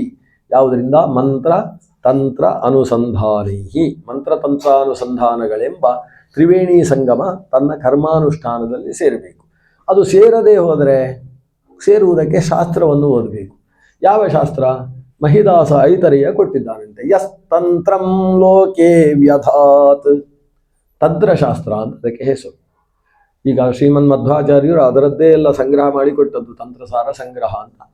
ಭಗವಂತ ನಾರಾಯಣ ರೂಪದಿಂದ ಮತ್ತು ಮಹಿದಾಸ ಐತರೇಯ ರೂಪದಿಂದ ಅನೇಕ ತಂತ್ರಗ್ರಂಥಗಳನ್ನು ರಚನೆ ಮಾಡಿದ್ದಾನೆ. ಪೌಷ್ಕರಸ ಮೊದಲಾದಂತಹ ಅನೇಕ ತಂತ್ರಗ್ರಂಥಗಳು. ಆ ತಂತ್ರಗ್ರಂಥಗಳ ಮೂಲಕ ನಮ್ಮ ಅನುಸಂಧಾನ, ಅನುಷ್ಠಾನ ಮತ್ತು ಮಂತ್ರ, ಈ 3ರ ಜ್ಞಾನ ನಮಗೆ ಉಂಟಾಗುವುದು. ನಮ್ಮ ಅನುಷ್ಠಾನಾದಿಗಳಿಗೆ ಸಂಬಂಧಪಟ್ಟ ಗ್ರಂಥವನ್ನು ಕೊಟ್ಟಂತಹ ದೇವರ್ಷಿವರ್ಯ ಅನಿಸಿದಂತಹ ಮಹಿದಾಸ ಐತರೇಯ, ದೇವರ್ಷಿವರ್ಯ ಪುರುಷಾಂತರಾರ್ಚನಾತ್, ದೇವರನ್ನು ಬಿಟ್ಟು ಉಳಿದವರನ್ನು ಸರ್ವೋತ್ತಮ ಅಂತ ತಪ್ಪಾಗಿ ಚಿಂತನೆ ಮಾಡಿದಂತಹ ದೋಷದ ಪರಿಹಾರ ಮಾಡಿ ಮತ್ತೆ ಭಗವಂತನ ಸರ್ವೋತ್ಕೃಷ್ಟತ್ವ ಜ್ಞಾನವನ್ನು ಆ ಮಹಿದಾಸ ಐತರೇಯ ನಮಗೆ ಕೊಡಲಿ. ಈ ರೀತಿ ಪ್ರಾರ್ಥನೆ ಮಾಡುವ ಭಾಗ 1. 2ನೇ ಭಾಗ, ಹಗಲಿನಲ್ಲಿ 5 ಭಾಗ ಇದೆ, ರಾತ್ರಿಯಲ್ಲಿ 5 ಭಾಗ ಇದೆ, ಒಟ್ಟು ದಿವಸದಲ್ಲಿ 10 ಭಾಗ ಆಗ್ತದೆ. ಈ 10 ಭಾಗಗಳಲ್ಲಿ ರಾತ್ರಿ ಹಗಲುಗಳು ಸೇರುವ 2 ಭಾಗ ಸಂಧ್ಯಾ ಅಂತ ಕರೀತಾರೆ, ಅಲ್ಲಿಗೆ 12 ಭಾಗ ಆಗ್ತದೆ. ಈ 12 ಭಾಗದಲ್ಲಿ ಕೇಶವನಿಂದ ಹಿಡಿದು ದಾಮೋದರನ ತನಕ ಭಗವಂತನ 12 ರೂಪಗಳು ನನ್ನನ್ನು ರಕ್ಷಣೆ ಮಾಡಲಿ ಅಂತ ಕೇಳುವುದು. ಅದು ಕೂಡ ನಾರಾಯಣ ವರ್ಮದ 2ನೇ ಭಾಗ. ಅಂದರೆ ನೀವು ನಾರಾಯಣ ವರ್ಮವನ್ನು ಪ್ರಥಮಾಧ್ಯಾಯ, ದ್ವಿತೀಯಾಧ್ಯಾಯ, ತೃತೀಯಾಧ್ಯಾಯ ಅಂತ ಮಾಡಿಕೊಳ್ಳುವುದಾದರೆ, ಮೊದಲ ಭಾಗ ಅದು ಜಲೇಶು ಮಾಂ ರಕ್ಷತು ಅಂತ ಪ್ರಾರಂಭ ಆಗತಕ್ಕಂತಹ ಬೇರೆ ಬೇರೆ ಜಾಗದಲ್ಲಿ ಬೇರೆ ಬೇರೆ ವ್ಯಸನಗಳಿಂದ ಆ ಭಗವಂತ ನಮ್ಮನ್ನು ರಕ್ಷಣೆ ಮಾಡಲಿ ಅಂತ ಹೇಳುವ ಒಂದು ಭಾಗ. 2ನೆಯ ಭಾಗ ಹಗಲಿನ 10 ಕಾಲದಲ್ಲಿ, ಹಗಲಿನ 5 ಕಾಲದಲ್ಲಿ ಮತ್ತು ರಾತ್ರಿಯ 5 ಕಾಲದಲ್ಲಿ ಮತ್ತು ಪ್ರಾತಃ ಸಂಧ್ಯಾ ಸಾಯಂ ಸಂಧ್ಯಾ ಕಾಲದಲ್ಲಿ ದೇವರು ನಮ್ಮನ್ನು ರಕ್ಷಿಸಲಿ. ಯಾವ ದೇವರು? ಅದರಲ್ಲಿ ಭಗವಂತ ಪ್ರಾರಂಭಿಸಿ ಯಾವುದು? ಪ್ರಾತಃ ಅವ್ಯಾತ್ ಕೇಶವ ಮಾಂ ಪ್ರಾತರವ್ಯಾತ್, ಕೇಶವ ಅನ್ನುವ ಭಗವಂತನ ರೂಪ ಪ್ರಾತಃ ಕಾಲದಲ್ಲಿ ನನ್ನನ್ನು ರಕ್ಷಣೆ ಮಾಡಲಿ. ಹಗಲಿನಲ್ಲಿ 5 ಭಾಗ ಯಾವುದು? ಪ್ರಾತಃ ಕಾಲ, ಸಂಗವ ಕಾಲ, ಮಧ್ಯಾಹ್ನ ಕಾಲ, ಅಪರಾಹ್ನ ಕಾಲ, ಸಾಯಂ ಕಾಲ ಅಂತ 5 ಕಾಲಗಳು. ನಾವು ವ್ಯವಹಾರ ಮಾಡುವಂಥದ್ದೇನೆಲ್ಲ ನಮ್ಗೆ ಗೊತ್ತಿದೆ. ಆ ಹುಡುಗ ನಗ್ತಾ ಇದ್ದಾನೆ, ನಂಗೆ ಗೊತ್ತಿದ್ದದೇ ಆಚಾರ್ಯ ಹೇಳ್ತಾ ಇದ್ದಾರೆ. ಯಾವುದು? ಪ್ರಾತಃ ಕಾಲ ನಮ್ಗೆ ಗೊತ್ತಿದೆ ಅಲ್ವಾ? ಯಾಕೆ ಮನುಷ್ಯ ಏಳುವುದೇ ಪ್ರಾತಃ ಕಾಲ ಆದಮೇಲೆ, ಉದರವಸ್ಥೆ ಆಗಿ ಬಂದಿದೆ. ಸೂರ್ಯೋದಯ ಆದ ಮೇಲಿನ ಕಾಲ ಅದು ಪ್ರಾತಃ ಕಾಲ ಅಂತ ಅದಕ್ಕೆ ಹೆಸರು. ಸೂರ್ಯೋದಯದಿಂದ ಪ್ರಾರಂಭಿಸಿ 6 ಗಳಿಗೆ. 6 ಗಳಿಗೆ ಅಂದರೆ ಅರ್ಥ ಆಗುವುದಿಲ್ಲ ಅಲ್ವಾ? 1 ಗಳಿಗೆ ಅಂದರೆ 24 ನಿಮಿಷ, 6 ಗಳಿಗೆ ಅಂದರೆ ಸುಮಾರು 2.5 ಗಂಟೆ ಅಂತ ಸದ್ಯಕ್ಕೆ ಇಟ್ಟುಕೊಳ್ಳುವ. 2 ಗಳಿಗೆ ಅಂತ ಹೇಳಿದರೆ 3/4 ಗಂಟೆ, 3 ಗಳಿಗೆ ಅಂತ ಹೇಳಿದರೆ 1/4 ಗಂಟೆ, 6 ಗಳಿಗೆ ಅಂದರೆ 2.5 ಗಂಟೆ ಅಂತ. 6 ಗಂಟೆಯಿಂದ 8:30 ಗಂಟೆಯ ತನಕ ಪ್ರಾತಃ ಕಾಲ ಅಂತ ಯೋಚನೆ. ಪ್ರಾತಃ ಕಾಲ ಆದಮೇಲೆ ಮಧ್ಯಾಹ್ನ ಕಾಲ ಬರುವುದಕ್ಕೆ ಮಧ್ಯದಲ್ಲಿ ಒಂದು ಕಾಲ ಇದೆ. ಅದು ಯಾವ ಕಾಲ? ಮನೆಯಿಂದ ಹಸುಗಳೆಲ್ಲ ಹೊರಟು ಹುಲ್ಲುಗಾವಲಿಗೆ ಸೇರುವಂತಹ ಒಂದು ಕಾಲ. ಹಸುಗಳು ಬೇರೆ ಬೇರೆ ಹಟ್ಟಿಯಲ್ಲಿದ್ದದ್ದು ಒಂದು ಕಡೆಯಲ್ಲಿ ಸೇರ್ತವೆ. ಹೇಗೆ ನಮ್ಮಲ್ಲಿ ಬೇರೆ ಬೇರೆ ಮನೆಯಲ್ಲಿದ್ದ ಮಕ್ಕಳು, ಈಗ ಹಸುಗಳು ಅಂದರೆ ಮನೆಯಲ್ಲಿದ್ದ ಮಕ್ಕಳೇ, ಬೇರೆ ಯಾರಿಗೆ ಹಸುಗಳೆಲ್ಲಿರ್ತವೆ? ಮನೆಯಲ್ಲಿರುವ ಮಕ್ಕಳೇ ಹಸುಗಳು, ದನ ಕರುಗಳಿದ್ದಾಗೆ ಇರ್ತವೆ ಅವು. ಅದು ನಮ್ಮ ಮಕ್ಕಳೆಲ್ಲ ಸೇರಿ ಬೇರೆ ಬೇರೆ ಮನೆಯಲ್ಲಿದ್ದವರು ಒಂದು ಕಡೆಯಲ್ಲಿ ಸೇರುವುದು ಅಂದರೆ ಶಾಲೆಯಲ್ಲಿ ಸೇರುವುದು. ಆ ಕಾಲಕ್ಕೆ ಸಂಗವ ಕಾಲ ಅಂತ ಹೆಸರು. ಸಂಗವ ಅಂದರೆ ಸಂಗತಾಹ ಗಾವಹ ಅಸ್ಮಿನ್ ಕಾಲೇ ಇದು ಸಂಗವ ಕಾಲ. ಗೋವುಗಳೆಲ್ಲ ಹುಲ್ಲುಗಾವಲಿನಲ್ಲಿ ಸೇರುವಂತಹ ಕಾಲಕ್ಕೆ ಸಂಗವ ಕಾಲ. ಅಂದರೆ ಸುಮಾರು 8:30ಯಿಂದ 10 ಗಂಟೆಯ ತನಕ ಅಂತ ಇಟ್ಟುಕೊಳ್ಳಿ. ಇದಕ್ಕೆ ಸಂಗವ ಕಾಲ. 10:30ಯ ತನಕ ಸಂಗವ ಕಾಲ. 10:30ಯಿಂದ 12 ತನಕ ಮಧ್ಯಾಹ್ನ ಕಾಲ ಅಂತ ಅದನ್ನು ಕರೀತಾರೆ. ಈ ಹೊತ್ತಿನಲ್ಲಿ ಗೃಹಸ್ಥನಾದವ ಮಾಡುವ ಕೆಲಸವೂ ಬೇರೆ ಬೇರೆ ಆಗ್ತದೆ. ಪ್ರಾತಃ ಕಾಲದಲ್ಲಿ ಹುತಾಶನಾ, ಅವರು ತಮ್ಮ ಅನುಷ್ಠಾನಗಳನ್ನೆಲ್ಲ ಪ್ರಾತಃ ಕಾಲಕ್ಕಿಂತ ಮೊದಲೇ ಮುಗಿಸಿಕೊಂಡು ಪ್ರಾತಃ ಕಾಲದಲ್ಲಿ ಯಜ್ಞದಲ್ಲಿ ಆಹುತಿಯನ್ನು ಕೊಡ್ತಾನೆ ಗೃಹಸ್ಥ. ಆಮೇಲೆ ಸಂಗವ ಕಾಲದಲ್ಲಿ ಪಾರಾಯಣಗಳನ್ನು ಮಾಡ್ತಾನೆ. ವೇದ ಪಾರಾಯಣ, ಸರ್ವಮೂಲ ಪಾರಾಯಣ, ಇಂಥದ್ದು ಭಾಗವತ ಪಾರಾಯಣ ಮಾಡ್ತಾನೆ. ಸಂಗವ ಕಾಲ ಆದಮೇಲೆ ಮಧ್ಯಾಹ್ನ ಕಾಲ ಬಂದರೆ ದಾನ ದಕ್ಷಿಣೆ ಕೊಡ್ತಾನೆ, ಅನ್ನದಾನಾದಿಗಳನ್ನು ನಡೆಸ್ತಾನೆ. ಆಮೇಲೆ ಅಪರಾಹ್ನ ಕಾಲ ಅಂತ. ಅಪರಾಹ್ನ ಕಾಲ ಅಂತ ಹೇಳಿದರೆ ಎಷ್ಟು? ಸುಮಾರು 2 ಗಂಟೆಯಿಂದ 12 ಗಂಟೆಯಿಂದ 2:30, 3:30 ಇಟ್ಟುಕೊಳ್ಳಿ. ಅಪರಾಹ್ನ ಕಾಲ ಅಂತ ಕರೀತಾರೆ. ಅಂದರೆ ಮಧ್ಯಾಹ್ನ ಸೂರ್ಯ ನೆತ್ತಿಯಿಂದ ಕೆಳಕ್ಕೆ ಜಾರತಕ್ಕಂತಹ ಕಾಲ ಅಂತ ಅರ್ಥ. ಆ ಕಾಲದಲ್ಲಿ ವಾಕ್ಯಾರ್ಥಗೋಷ್ಠಿ ನಡೆಸಬೇಕಂತೆ ಗೃಹಸ್ಥ ಮನೆಯಲ್ಲಿ, ಇಸ್ಪೀಟ್ ಆಡುವುದಲ್ಲ. ಆ ಕಾಲ ಇರುವುದು ವಾಕ್ಯಾರ್ಥ ಯಾವುದಾದರೂ ಶಾಸ್ತ್ರದ ಸೂಕ್ಷ್ಮ ವಿಷಯಗಳನ್ನು ಇಟ್ಟುಕೊಂಡು ಮನೆಯಲ್ಲಿ ಸೇರಿದಂತಹ ಅತಿಥಿ ಅಭ್ಯಾಗತ ವಿದ್ವಜ್ಜನ ಸಮುದಾಯದ ಜೊತೆಗೆ ತಾನು ಚರ್ಚೆ ಮಾಡಿ ಇದಮಿತ್ತಂತ ನಿರ್ಣಯಕ್ಕೆ ಪ್ರಯತ್ನಿಸಬೇಕು. ಇದು ಅಪರಾಹ್ನ ಕಾಲದ ಕೆಲಸ, ನಿದ್ದೆ ಮಾಡುವುದಕ್ಕೆ ಕಾಲ ಅಲ್ಲ. ಅಪರಾಹ್ನ ಆದ ಮೇಲೆ ಸುಮಾರು 4 ಗಂಟೆ ಆದಾಗ ಸಾಯಾನ್ನ ಪ್ರಾಪ್ತಿಯಾಗ್ತದೆ. ಪೂರ್ವಾನ್ನ, ಅಪರಾಹ್ನ, ಸಾಯಾನ್ನ ಅಂತ ಕರಿತೇವಲ್ವಾ. ಸಾಯಂಕಾಲ ಪ್ರಾಪ್ತಿಯಾಗ್ತದೆ. ಸಾಯಂಕಾಲದಲ್ಲಿ ಪುರಾಣ ಪ್ರವಚನ ಕೇಳಬೇಕಂತೆ. ಸಾಯಂಕಾಲ ಮುಗಿದಾಗ ಸಂಧ್ಯಾಕಾಲ ಶುರು ಆಗ್ತದೆ, ಅಲ್ಲಿ ಸಂಧ್ಯಾವಂದನೆ ಮಾಡಬೇಕು.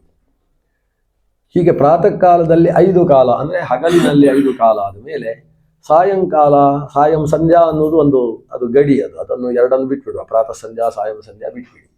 ಅದಾದ ಮೇಲೆ ರಾತ್ರಿಯ ಪೂರ್ವಭಾವಿ ಕಾಲ, ಅಂದರೆ ಸೂರ್ಯ ಅಸ್ತಂಗತನಾಗಿದ್ದಾನೆ, ಆಕಾಶದಲ್ಲಿ ನಕ್ಷತ್ರಗಳು ಇನ್ನೂ ಗೋಚರಿಸ್ತಾ ಇಲ್ಲ, ಎಲ್ಲ ಕಡೆಯಲ್ಲೂ ಬೆಳಕಿದೆ, ಆದರೆ ಬೆಳಕು ಸೂರ್ಯ ಇಲ್ಲದ ಬೆಳಕು, ಮುಸ್ಸಂಜೆ ಅಂತ ಕರಿತೇವೆ. ಈ ಕಾಲಕ್ಕೆ ಸಂಸ್ಕೃತದಲ್ಲಿ ದೋಷ ಅಥವಾ ಪ್ರದೋಷ ಅಂತ ಹೆಸರು. ಪ್ರದೋಷ ಕಾಲ ಅಂತ ಕರೀತಾರೆ. ಈ ರಾತ್ರಿಯ ಪ್ರದೋಷ ಆದ ಮೇಲೆ ಪೂರ್ವರಾತ್ರ ಅಂತ 2ನೇ ಕಾಲ. ಹೆಚ್ಚು ವಿವರಣೆ ಬೇಡ ಅಲ್ವ, ಅಂದಾಜಾಗ್ತದೆ. ಪೂರ್ವರಾತ್ರ ಆದಮೇಲೆ ಮಧ್ಯರಾತ್ರ ಅಂತ 3ನೆಯ ಕಾಲ. ಮಧ್ಯರಾತ್ರ ಆದ ಮೇಲೆ 4ನೆಯ ಕಾಲ ಅಪರರಾತ್ರ ಅಂತ 4ನೆಯ ಕಾಲ. ಅಪರರಾತ್ರ ಆದಮೇಲೆ ಉಷಕ್ಕಾಲ ಅಂತ 5ನೆಯ ಕಾಲ. ರಾತ್ರಿಯಲ್ಲಿ ಒಟ್ಟು 5 ಕಾಲಗಳಿದ್ದಾವೆ.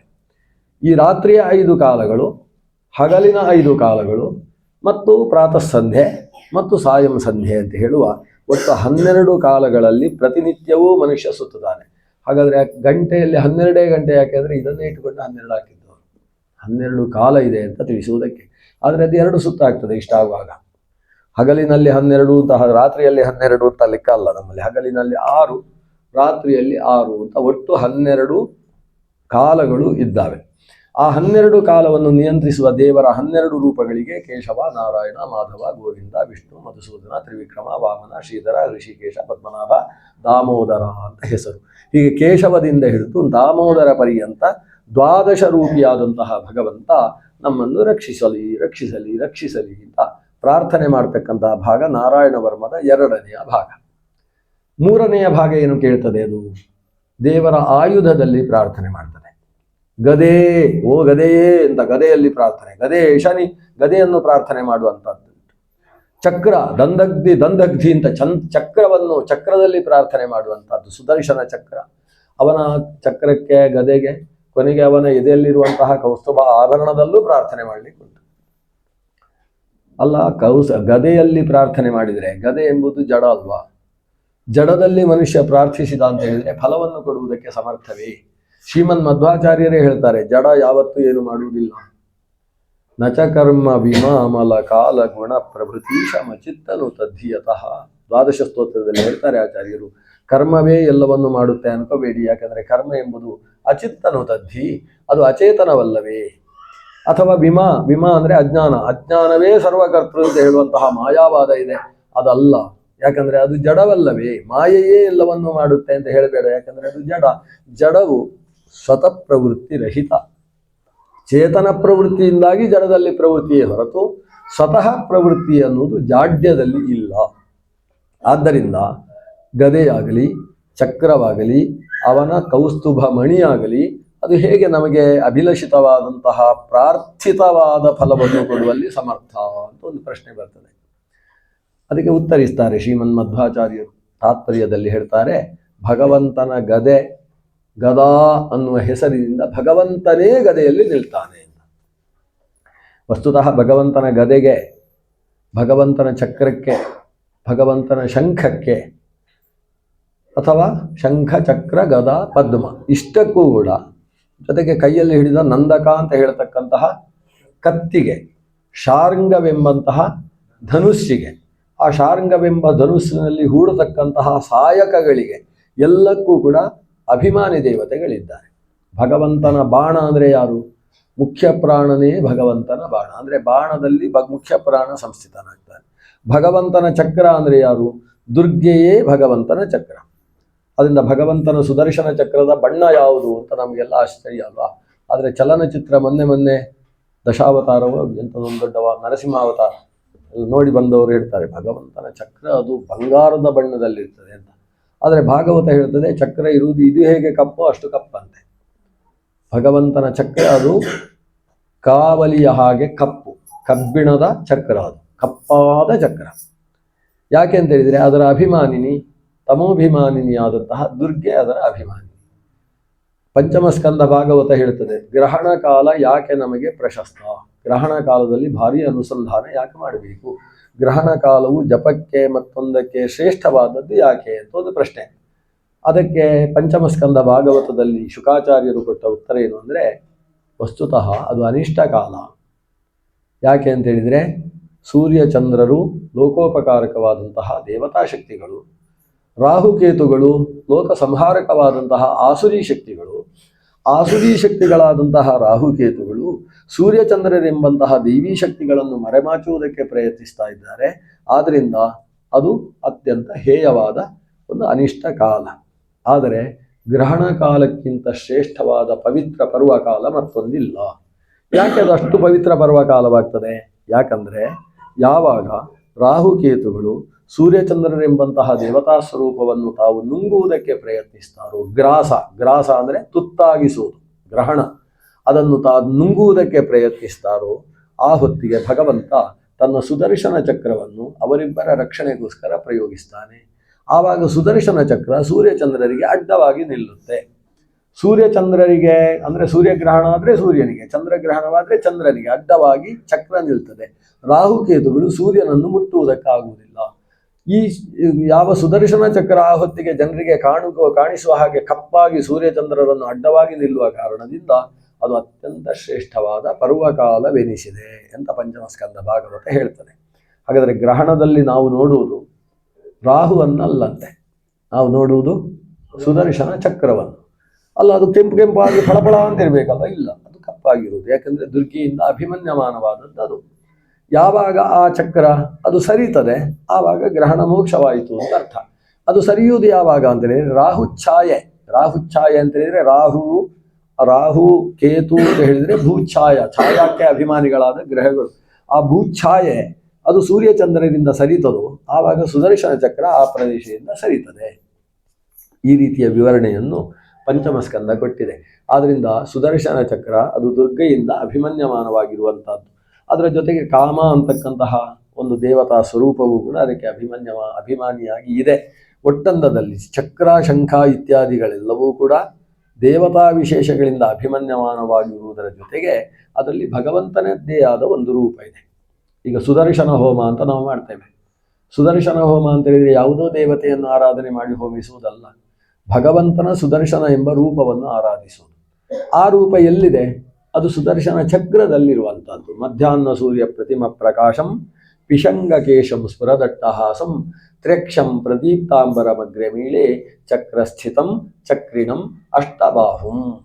ಚಕ್ರಸ್ಥಿತಂ ಅಂದರೆ ಸುದರ್ಶನ ಚಕ್ರದಲ್ಲಿ ಸ್ಥಿತವಾದ, ಚಕ್ರಿಣಂ ತಾನು ಸ್ವತಃ ಚಕ್ರವನ್ನು ಧಾರಣೆ ಮಾಡಿರತಕ್ಕಂತಹ, ಅಷ್ಟಬಾಹುಂ 8 ಬಾಹುಗಳಿಂದ ಶೋಭಾಯಮಾನವಾದ, ತ್ರ್ಯಕ್ಷಂ 3 ಕಣ್ಣುಗಳುಳ್ಳಂತಹ, ವಿಕಟಾಟ್ಟಹಾಸಂ ಪ್ರಪಂಚವನ್ನೇ ನುಂಗಿಬಿಡ್ತೇನೆ ಅಂತ ಅಟ್ಟಹಾಸವನ್ನು ಗೈಯತಕ್ಕಂತಹ ಭಗವಂತನ ಭಯಾನಕವಾದ ರೂಪಕ್ಕೆ ಸುದರ್ಶನ ಅಂತ ಹೆಸರು.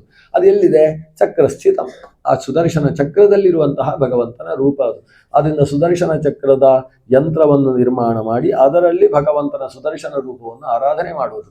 ಅದನ್ನು ಶ್ರೀಮನ್ ಮಧ್ವಾಚಾರ್ಯರು ಇಲ್ಲಿ ತಾತ್ಪರ್ಯದಲ್ಲಿ ಹೇಳ್ತಾರೆ. ಇಲ್ಲಿ ಭಗವಂತನ ಚಕ್ರದಲ್ಲಾಗಲಿ, ಭಗವಂತನ ಶಂಖದಲ್ಲಾಗಲಿ, ಭಗವಂತನ ಗದೆಯಲ್ಲಾಗಲಿ ನಾವು ಏನೇನು ಪ್ರಾರ್ಥನೆಯನ್ನು ಮಾಡ್ತೇವೋ ಅದು ಪ್ರಾರ್ಥನೆ ಆಯಾ ಗದಾ ಕೌಮೋದಕಿ ಅನ್ನುವ ಹೆಸರಿನಿಂದ ಕೌಮೋದಕಿ ಎಂಬ ಗದೆಯಲ್ಲಿ ಕುಳಿತಂತಹ ಭಗವಂತನ ರೂಪದಲ್ಲಿ ಮಾಡತಕ್ಕಂತಹ ಪ್ರಾರ್ಥನೆ. ಆಯಾ ರೂಪದಲ್ಲಿ ಅಲ್ಲಿ ನಿಂತು ನಮಗೆ ಫಲಪ್ರದನಾಗಿದ್ದಾನೆ ಭಗವಂತ. ಇದು ಒಂದು ಭಾಗ. ಇದು 3 ಭಾಗ ಆದ ಮೇಲೆ 4ನೇ ಭಾಗದಲ್ಲಿ ಬರುವುದು ಅದರ ಮಹತ್ವ. ಇದನ್ನು ಪಠಿಸಿದರೆ ನಿಮಗೇನು? ಕೌಶಿಕ ಪಠಿಸಿದ್ರಿಂದ ಅವನಿಗೇನು ಸಿಕ್ಕಿತು? ಫಲಸ್ತುತಿ ಅಂದರೆ 2 ಥರ ಬರ್ತದೆ. ಒಂದು ನಿಮಗೇನು ಸಿಗ್ತದೆ, ಇದು ಒಂದು ಫಲಸ್ತುತಿ. ಇನ್ನೊಂದು ಹಿಂದೆ ಇದನ್ನು ಸಾಧನೆ ಮಾಡಿ ಯಾರು ಎಂತಹ ಪದವಿಯನ್ನು ಪಡೆದರು, ಇದು 2ನೇ ಸ್ತುತಿ. ಈ ಸ್ತುತಿಯಿಂದ ಏನು ಪ್ರಯೋಜನ ನಮಗೆ? ಅವರು ಹಾಗೆ ಮಾಡಿ ಹಾಗಾಗಿದೆಯಾ, ಹಾಗಾದರೆ ನಾವು ಮಾಡ್ತೇವೆ, ನಾವೆಲ್ಲ ಹೀಗೆ ಕೆಲಸ ಶುರು ಮಾಡುದು. ಇದಕ್ಕೆ ಅರ್ಥವಾದ ಅಂತ ಕರೀತಾರೆ. ಮತ್ತೊಬ್ಬ ಮಾಡಿದ್ದನ್ನು ಹೇಳುವುದರಿಂದ ನಾವು ಮಾಡ್ತೇವೆ. ನೀನು ಸತ್ಯ ಹೇಳಬೇಕು. ಯಾಕೆ ಸತ್ಯ ಹೇಳಬೇಕು? ನೋಡಿ, ಸತ್ಯ ಹರಿಶ್ಚಂದ್ರ ಇವನು ಕಥೆಯೆಲ್ಲ ಕೇಳಿದ ಮೇಲೆ ಸತ್ಯ ಹೇಳಿದ್ ಬಿಡ್ತಾರೆ. ಯಾಕೆ ಅಂತ ಹೇಳಿದ್ರೆ, ಸತ್ಯ ಹರಿಶ್ಚಂದ್ರ ಸತ್ಯ ಹೇಳಿ ಸ್ಮಶಾನಕ್ಕೆ ಹೋದ, ನಾನು ಹೋಗಲ್ಲ ಅಂತ ಸತ್ಯ ಹೇಳುವುದಿಲ್ಲ. ಕಥೆ ಇರುವುದು ಸತ್ಯ ಅನ್ನುವುದು ಆರಂಭದಲ್ಲಿ ಕಷ್ಟವನ್ನು ಕೊಟ್ಟರು ಕೂಡ ಕೊನೆಯಲ್ಲಿ ಅಮೃತೋಪಮವಾಗಲಿಲ್ವೇ? ಆ ಆರಂಭದಲ್ಲಿ ವಿಷದಂತೆ ಇದ್ದು ಪರಿಣಾಮದಲ್ಲಿ ಅಮೃತೋಪಮವಾದದ್ದು ಯಾವುದಿದೆ, ಅದಕ್ಕೆ ಸಾತ್ವಿಕವಾದದ್ದು ಅಂತ ಕರೀತಾರೆ. ಅಂತಹ ಸಾತ್ವಿಕವಾದಂತಹ ಗುಣಧರ್ಮಗಳನ್ನು ನಮ್ಮಲ್ಲಿ ರೂಪಿಸಿಕೊಳ್ಳಬೇಕು ಅನ್ನೋ ಉದ್ದೇಶದಿಂದ ಕಥಾನಕಗಳನ್ನು ನಿರೂಪಣೆ ಮಾಡುವಂತಹದ್ದು, ಫಲಸ್ತುತಿಯನ್ನು ಹೇಳುವಂತಹದ್ದು. ಹೀಗೆ ಕೊನೆಯಲ್ಲಿ ಬರತಕ್ಕಂತಹ ಫಲಸ್ತುತಿಯ ಮೂಲಕವಾಗಿ ಈ ಯಯಾಗುಪ್ತ ಸಹಸ್ರಾಕ್ಷ, ಯಾವ ನಾರಾಯಣ ವರ್ಮದಿಂದ ಗುಪ್ತನಾದ ಅಂತ ಹೇಳಿದರೆ ಸಂರಕ್ಷಿತನಾದಂತಹ ಸಹಸ್ರಾಕ್ಷ ಅಂತ ಕರೆಸಿಕೊಂಡಂತಹ ಇಂದ್ರ ಅಸುರರನ್ನೆಲ್ಲ ಸೋಲಿಸಿ ತಾನು ಬಿಟ್ಟುಕೊಟ್ಟಿದ್ದಂತಹ ಅಸುರರ ಪಾಲಾಗಿದ್ದಂತಹ ತನ್ನ ಸಮಗ್ರ ಐಶ್ವರ್ಯವನ್ನು ಮರಳಿ ಪಡೆದನೋ ಅಂತಹ ನಾರಾಯಣ ವರ್ಮವನ್ನು ಪ್ರತಿಯೊಬ್ಬರೂ ಕೂಡ ಪಠಿಸಿದರೆ ಅಂತಹ ಫಲ ಪ್ರಾಪ್ತಿಯಾಗ್ತದೆ. ಎಂತಹ ಫಲ? ಅವನು ತಾನು ಪಠಿಸುವುದರಿಂದ ಅವನಿಗೆ ಮಾತ್ರ ಫಲ ಅಲ್ಲ, ಯಾರು ಅದನ್ನು ಪಠಿಸ್ತಾ ಇದ್ದಾನೋ ಅಂತಹ ವ್ಯಕ್ತಿ ಯಾರನ್ನು ಕತ್ತೆತ್ತಿ ನೋಡ್ತಾನೋ ಅವನದ್ದು ಭಯ ದೂರ ಆಗ್ತದೆ ಅಂತ. ಅದನ್ನ ಒಬ್ಬ ಇದ್ರೆ ಸಾಕು. ನಮ್ಮಲ್ಲಿ ಯಾರಾದರೂ ಒಬ್ಬರು ನಾರಾಯಣ ವರ್ಮ ಪಠಿಸಿದರೆ ಅವನು ಕತ್ತೆತ್ತಿ ಮತ್ತೊಬ್ಬನನ್ನು ನೋಡಿದರೆ ಅವನಿಗೆ ಬಂದ ಭಯವು ಪರಿಹಾರ ಆಗ್ತದೆ. ಅಲ್ಲ, ಹೀಗಾಗ್ತಾ ಇಲ್ಲೂ ಅಲ್ಲ? ಮಧ್ವಾಚಾರ್ಯ ಕೇಳುವುದು ನಮ್ಮ ಹತ್ರ, ಈಗ ಆಗ್ತಾ ಇಲ್ಲೂ ಅಲ್ಲ, ನೀವೇ ಹೇಳ್ತೀರಿ ನಮ್ಮ ಹತ್ರ ಈ ಪ್ರಶ್ನೆ. ಲೋಕದಲ್ಲಿ ಎಷ್ಟೋ ಜನ ನಾರಾಯಣ ವರ್ಮ ಪಠಿಸ್ತಾರೆ, ಆದರೆ ಇಲ್ಲಿ ಹೇಳಿದ ಫಲ ಅಲ್ಲಿ ಸಿಗುವುದು ಕಾಣಿಸ್ತಾ ಇಲ್ಲ ಅಂತ ಹೇಳಿದರೆ ಆವಾಗ ಒಂದು 4 ಕಾರಣಗಳನ್ನು ಕೊಡ್ತಾರೆ ಮಧ್ವಗುರುಗಳು. ಒಂದು ಮಂತ್ರ, ಅದು ಒಬ್ಬನಲ್ಲಿ ಫಲವನ್ನು ಕಾಣಿಸಬೇಕಾದರೆ ಅದರ ಫಲ ಏನಿದೆಯೋ ಶಾಸ್ತ್ರೋಕ್ತವಾದ ಫಲ ಪೂರ್ಣ ಮಟ್ಟದಲ್ಲಿ ಅಲ್ಲಿ ಕಾಣಿಸಿಕೊಳ್ಳಬೇಕಾದರೆ ಮೊದಲು ಸರಿಯಾದ ಗುರುವಿನಿಂದ ಉಪದೇಶ ಪಡೆದಿರಬೇಕು. ಅಲ್ಲಿಂದ ಶುರು ಆಗ್ತದೆ. ಗುರು ವೃತ್ತಿ, ಗುರು ಕೊಟ್ಟ ಉಪದೇಶ ಆಗಬೇಕು. ಇವನೇ ಪುಸ್ತಕ ನೋಡಿ ಪಠಿಸಿದರೆ ಅದರಲ್ಲಿ ಬಹಳಷ್ಟು ಆಗುವುದಿಲ್ಲ ಅಂದಿಲ್ಲ, ಫಲ ಸಿಗ್ತದೆ, ಆದರೆ ಅತ್ಯಂತ ಕ್ಷೀಣ ಫಲ. ಆ ಫಲ ಇನ್ನೊಬ್ಬರಿಗೆ ಕೊಡುವಷ್ಟು ಸಂಚಯನ ಆಗುವುದಿಲ್ಲ. ಆದ್ದರಿಂದ ಯೋಗ್ಯ ಗುರು, ತಾನು ಗುರುವಿನಿಂದ ಉಪದೇಶ ಪಡೆದ ಪರಂಪರಾ ಪ್ರಾಪ್ತವಾದಂತಹ ವಿದ್ಯೆಯನ್ನು ಆತ ಇನ್ನೊಬ್ಬರಿಗೆ ಉಪದೇಶಿಸಿದ ಅಂತಾದರೆ ಅವನಿಂದ ಉಪದೇಶ ಪಡೆದ ಕಾರಣದಿಂದ ಇವನಲ್ಲಿ ಆ ಮಂತ್ರ ಸಿದ್ಧಿಸುವುದಕ್ಕೆ ಶಕ್ತಿ ಇರುತ್ತದೆ. ಒಂದು. ಆಮೇಲೆ ಗುರುಗಳು ಉಪದೇಶ ಕೊಟ್ಟರು, ಆದರೆ ಗುರುಗಳಿಗೆ ಇವ ಏನೂ ಮಾಡಲಿಲ್ಲ ಅಂತಾದರೆ ಆವಾಗ ಮಂತ್ರ ಫಲಿಸುವುದಿಲ್ಲ ಅಂತೆ. ಅಂದರೆ ಬರೀ ದಕ್ಷಿಣೆ ಕೊಟ್ಟು ನಮಸ್ಕಾರ ಮಾಡಿದರೆ ಸಾಕಾಗುವುದಿಲ್ಲ, ಏನಾದರೂ ಉಪಕಾರ ಮಾಡಬೇಕು. ಗುರು ವೃತ್ತೇ ಅಪೂರ್ತಿತ. ಆ ಗುರುಗಳಿಂದ ಉಪದೇಶ ಪಡೆದು ಗುರು ಶುಶ್ರೂಷೆಯನ್ನು ಆತ ಮಾಡಲಿಲ್ಲ ಅಂತಾದರೆ ಆವಾಗಲೂ ಆ ಗುರು ವೃತ್ತಿ ಅಂದರೆ ವಿದ್ಯಾರ್ಥಿ ವೃತ್ತಿ ಏನು ಗುರು ಸನ್ನಿಧಾನದಲ್ಲಿ ಅಂತೇವಾಸಿತ್ವ ನಡೀತದೆ, ಅದು ಅಪೂರ್ಣವಾಯಿತು ಅಂತಾದರೂ ಕೂಡ ಕೊಟ್ಟ ಮಂತ್ರ ಇವನಲ್ಲಿ ಪೂರ್ಣ ಫಲವನ್ನು ಕೊಡುವುದಿಲ್ಲ. ಇನ್ನು 2 ಸಮಸ್ಯೆ ಇದೆ. ಏನು? ಗುರು ಶಿಷ್ಯಯೋ ಅಯೋಗ್ಯತ್ವಾತ್ ಅಂತ ಒಂದು ಸಮಸ್ಯೆ. ಇವನು ಯೋಗ್ಯ ಇದ್ದಾನೆ, ಆದರೆ ಯಾವ ಗುರುವಿನಲ್ಲಿ ಉಪದೇಶ ಪಡೀಲಿಕ್ಕೆ ಹೋಗಿದ್ದಾನೆ ಅವನು ಅಯೋಗ್ಯ ಇದ್ದಾನೆ ಅಂತಾದರೆ ಇದೆಲ್ಲ ನಮಗೆ ಗೊತ್ತಾಗುವಂಥದ್ದಲ್ಲ. ಇದನ್ನು ಎಲ್ಲ ಕಡೆಯಲ್ಲೂ ಕೂಡ 4 ರಸ್ತೆಯ ಮಧ್ಯದಲ್ಲಿ ಅವ ಅಯೋಗ್ಯ ಅಂತ ಹೇಳಿಕ್ಕೆ ಹೋಗಬಾರ್ದು. ಯಾಕಂದರೆ ಯಾರ ಯೋಗ್ಯತೆ ಏನು ಅನ್ನೋದು ನಮಗೆ ಅರ್ಥ ಆಗುವುದಿಲ್ಲ. ಅಂತೂ ಮಂತ್ರ ಯಾಕೆ ನನ್ನಲ್ಲಿ ಫಲಿಸಲಿಲ್ಲ ಅಂದರೆ ಅದಕ್ಕೆ ಗುರುವಿನಲ್ಲಿರ್ತಕ್ಕಂಥ ಅಯೋಗ್ಯತೆ ಕಾರಣವಾಗಿರ್ಬೋದು. ಅಲ್ಲ, ಗುರುವಿನ ಅಯೋಗ್ಯತೆಯನ್ನು ನಾವು ತಿಳಿಯುವುದಕ್ಕೆ ಮಾರ್ಗ ಏನು? ಆತನ ಸ್ವಾರ್ಥಪರಾಯಣತೆ ಅನ್ನುವುದು ಅವನಲ್ಲಿದೆ ಅಂತಾದರೆ ಅವ ಅಯೋಗ್ಯ ಅಂತ ಅರ್ಥ ಆಗುತ್ತೆ. ತನ್ನ ಹೊಟ್ಟೆಯನ್ನು ಹೊರೆಯುವುದಕ್ಕೆ ತಾನು ಮಾಡುವುದು, ಅದಕ್ಕೋಸ್ಕರ ಇನ್ನೊಬ್ಬರನ್ನು ಬೈಯುವುದಕ್ಕೂ ಸಿದ್ಧ, ತೆಗಳುವುದಕ್ಕೂ, ದೇವರನ್ನೂ ಬೈಯುವುದಕ್ಕೆ ಸಿದ್ಧ ಅನ್ನುವ ಸ್ಥಿತಿಯಲ್ಲಿ ಒಬ್ಬ ವ್ಯಕ್ತಿ ಇದ್ದರೆ ಅವನನ್ನು ಅಯೋಗ್ಯ ಗುರು ಅಂತ ಕರೀತಾರೆ. ಅಥವಾ ಧರ್ಮ, ಅರ್ಥ, ಕಾಮ, ಮೋಕ್ಷ ಅಂತ ಶಾಸ್ತ್ರದಲ್ಲಿ 4 ಶಾಸ್ತ್ರಗಳು, ಧರ್ಮಶಾಸ್ತ್ರ, ಅರ್ಥಶಾಸ್ತ್ರ, ಕಾಮಶಾಸ್ತ್ರ ಮತ್ತು ಮೋಕ್ಷಶಾಸ್ತ್ರ ಅಂತ 4 ಶಾಸ್ತ್ರಗಳು. ಇದರಲ್ಲಿ ಆತ ಧರ್ಮಶಾಸ್ತ್ರ ಮೋಕ್ಷಶಾಸ್ತ್ರಗಳನ್ನು ಪಾಠ ಮಾಡದೆ ಅರ್ಥಶಾಸ್ತ್ರ ಕಾಮಶಾಸ್ತ್ರಗಳನ್ನಷ್ಟೇ ಪಾಠ ಮಾಡ್ತಾ ಇದ್ದಾನೆ ಅಂತಾದರೆ ಅವ ಅಯೋಗ್ಯ ಅಂತ ಅರ್ಥ. ಅವನ ಹತ್ರ ಹೋಗಿ ನೀನು ನಾರಾಯಣ ವರ್ಮ ಉಪದೇಶ ಕೊಡಿ ಅಂತ ಉಪದೇಶ ತಗೊಳ್ಬಾರ್ದು. ಅವನ ಹತ್ರ ಉಪದೇಶ ಯಾವ್ದು ತಗೊಳ್ಬೋದು? ಒಂದು ಬ್ಯಾಂಕಿಗೆ ಎಕ್ಸಾಮಿಗೆ ಕೂತ್ಕೊಳ್ಬೇಕು, ಪಾಠ ಹೇಳಿ ಅಂತೇಳಿ ಆ ಉಪದೇಶ ತಗೊಳ್ಬೇಕು. ಈ ಶಾಸ್ತ್ರೋಪದೇಶ ಅಥವಾ ಮಂತ್ರೋಪದೇಶ ಅವನಲ್ಲಿ ಪಡೆಯುವಂತಿಲ್ಲ, ಯಾಕಂದರೆ ಅಯೋಗ್ಯನಿದ್ದಾನೆ ಆ ವಿಷಯಕ್ಕೆ ಅಂತ ಅರ್ಥ. ಇನ್ನು ಶಿಷ್ಯನ ಅಯೋಗ್ಯತೆಯು, ಗುರು ಎಂತಹ ಯೋಗ್ಯನಾಗಿದ್ದರೂ ಕೂಡ ಶಿಷ್ಯನಲ್ಲಿ ಆಹಾರ ನಿಯಮ ಇಲ್ಲ ಅಂತಾದರೆ, ಆಹಾರ ವಿಹಾರಗಳಲ್ಲಿ ನಿಯಂತ್ರಣ ಇಲ್ಲದೆ ಹೋದರೆ, ಜೊತೆಗೆ ನಿದ್ದೆಯಲ್ಲೂ ನಿಯಂತ್ರಣ ಇಲ್ಲ ಅಂತ ಆದರೆ, ಅರ್ಥಾತ್ ಸೂರ್ಯೋದಯಕ್ಕಿಂತ ಮುಂಚೆ ಎದ್ದು ಅವನ ಅನುಷ್ಠಾನ ಮಾಡುವಂತಹ ಅರ್ಹತೆ ಅವನಲ್ಲಿಲ್ಲ ಅಂತಾದರೆ ಅಂಥವನಿಗೆ ಮಂತ್ರೋಪದೇಶವನ್ನು ಕೊಟ್ಟು ಕೂಡ ಅದು ಶಿಷ್ಯನಲ್ಲಿ ಫಲವನ್ನು ಕಾಣುವುದಕ್ಕೆ ಸಾಧ್ಯವಿಲ್ಲ. ಅಂತಹ ನಾರಾಯಣ ವರ್ಮ ತನ್ನಲ್ಲಿ ಗುರುವಿನಲ್ಲೂ ಶಿಷ್ಯನಲ್ಲೂ ಯೋಗ್ಯತೆ ಇದ್ದು, ಯೋಗ್ಯನಾದ ಗುರು ಸರಿಯಾದ ರೀತಿಯಲ್ಲಿ ಶಿಷ್ಯನಿಗೆ ಅದನ್ನು ಉಪದೇಶಿಸಿದ್ದ ಪಕ್ಷದಲ್ಲಿ ಶಿಷ್ಯನೂ ಕೂಡ ನಿರ್ವ್ಯಾಜ ನಿಷ್ಕಲವಾಗಿ ಭಗವಂತನಲ್ಲಿ ಪ್ರೀತಿಯನ್ನಿಟ್ಟು ಆ ಮಂತ್ರವನ್ನು ತಾನು ನಿರಂತರವಾಗಿ ಅನುಸಂಧಾನ ಪಠನ ಮಾಡ್ತಾ ಹೋದ ಪಕ್ಷದಲ್ಲಿ ಅದು ಆತನಿಗೆ ಸಿದ್ಧಿಸ್ತದೆ. ಆ ಮಂತ್ರ ಅವನಿಗೆ ಸಿದ್ಧಿಸಿತು ಅಂತಾದರೆ ಆ ಸಿದ್ಧಿಯ ಬಲದಿಂದ ಆತ ಮತ್ತೊಬ್ಬರನ್ನು ಕಂಡಾಗ ಅವರಲ್ಲಿರತಕ್ಕಂತಹ ಭಯವೂ ಕೂಡ ನಿವೃತ್ತಿಯಾಗ್ತದೆ. ಹೀಗೆ ಭಯ ನಿವರ್ತಕವಾಗಿರತಕ್ಕಂತಹ ಮಹಾಕವಚ ನಾರಾಯಣ ಕವಚ. ಇವತ್ತಿಲ್ಲಿಗೆ ನಿಲ್ಲಿಸಿಕೊಳ್ಳುವ. ನಾರಾಯಣ ಕವಚದ ಕಥೆಯ ಜೊತೆಗೆ ಉಪಸಂಹಾರ. ಮತ್ತು ನಾಳೆ ನಮ್ಮ ಚಿಂತನೆ ಬೆಳಗ್ಗೆ 10:20 ಅಲ್ವಾ, 9:00ವರೆಗೆ ಅಲ್ಲಿಂದ ಹೊರಡುವ. 9:00ವರೆಗೆ ಹೊರಟ್ರೆ 10:15 10:00ವರೆಗೆ ಬರ್ಬೋದಲ್ವಾ. ಒಂದು 10:15ಕ್ಕೆ ಸಿದ್ಧ ಆಗಿರುವ ಹಾಗೆ ಇರಲಿ. 10:00 ಒಳಗೆ ಆರಂಭ ಮಾಡೋಣ. 11:30 12:30 ತನಕ 12 ಗಂಟೆ ತನಕ ಉಪನ್ಯಾಸ ಅಲ್ವಾ. ಹಾಂ, ಆಮೇಲೆ ಎಲ್ರಿಗೂ ಹಸಿವಾದರೆ ಅಲ್ಲಿ ಬುಭುಕ್ಷಿತಂನ ಪ್ರತಿಭಾತಿ ಕಿಂಚಿತ್, ಹಸಿದವರಿಗೆ ಏನು ಅರ್ಥವಾಗುವುದಿಲ್ಲ ಅಂತ ಶಾಸ್ತ್ರದವರು ಹೇಳಿದ್ದು. ಹಾಗೆ ನೋಡಿ 12-12:30 ತನಕ ಪ್ರವಚನ, ಆಮೇಲೆ ವ್ಯಾಸ ಪೂಜೆಯನ್ನು ಮಾಡಿ ಫಲಮಂತ್ರಾಕ್ಷತೆ ವಿತರಣೆ, ಆಮೇಲೆ ನಮ್ಮ ಯಜಮಾನ ವರ್ಗ ಇಲ್ಲಿ ಮನೆಯಲ್ಲಿ ಒಂದು ವಿಶೇಷ ಭೋಜನದ ಭಗವತ್ ಪ್ರಸಾದ ವಿತರಣೆಯ ಒಂದು ಕಾರ್ಯಕ್ರಮವನ್ನು ಆಯೋಜಿಸಿರುವುದರಿಂದ ಎಲ್ಲ ಬಂಧುಗಳು, ಶ್ರವಣ ಮಾಡಿರತಕ್ಕಂಥ ಭಕ್ತರೆಲ್ಲ ನಾಳೆ ಮಧ್ಯಾಹ್ನ ಪ್ರಸಾದ ವಿನಿಯೋಗದಲ್ಲಿ ಅನ್ನ ಸಂತರ್ಪಣೆಯಲ್ಲಿ ಭಾಗವಹಿಸಿ ಈ ಗೃಹದ ಯಜಮಾನ ವರ್ಗಕ್ಕೆ, ಕುಟುಂಬ ವರ್ಗಕ್ಕೆ ಸಂತಸವನ್ನು ಉಂಟು ಮಾಡಬೇಕು ಅಂತ ಅವರು ಕೇಳಿಕೊಳ್ತಾ ಇದ್ದಾರೆ. ಶ್ರೀಕೃಷ್ಣಾರ್ಪಣಮಸ್ತು. ಅಕ್ಷಯಂ ಕರ್ಮ ಯಸ್ಮಿನ್ ಪರೇ ಸರ್ಪಿತಂ ರಕ್ಷಯಂ ಯಾಂತಿ ದುಃಖಾನಿ ಯನ್ನಾಮತಃ ಅಕ್ಷರೋ ಯೋಜನಃ ಸರ್ವದೇವಾಮೃತ ಕುಕ್ಷಿಗಂ ಯಸ್ಯ ವಿಶ್ವಂ ಸದಾ ಜಾಲಿಕಂ ಪ್ರೀಣಯಾಮೋ ವಾಸುದೇವಂ ದೇವತಾ ಮಂಡಲಾಖಂಡಮಂಡಲಂ ಪ್ರೀಣಯಾಮೋ ವಾಸುದೇವಂ. ಸರ್ವೇ ಭವಂತು ಸುಖಿನಃ, ಸರ್ವೇ ಸಂತು ನಿರಾಮಯಾಃ, ಸರ್ವೇ ಭದ್ರಾಣಿ ಪಶ್ಯಂತು, ಮಾ ಕಶ್ಚಿತ್ ದುಃಖಭಾಗ್ ಭವೇತ್.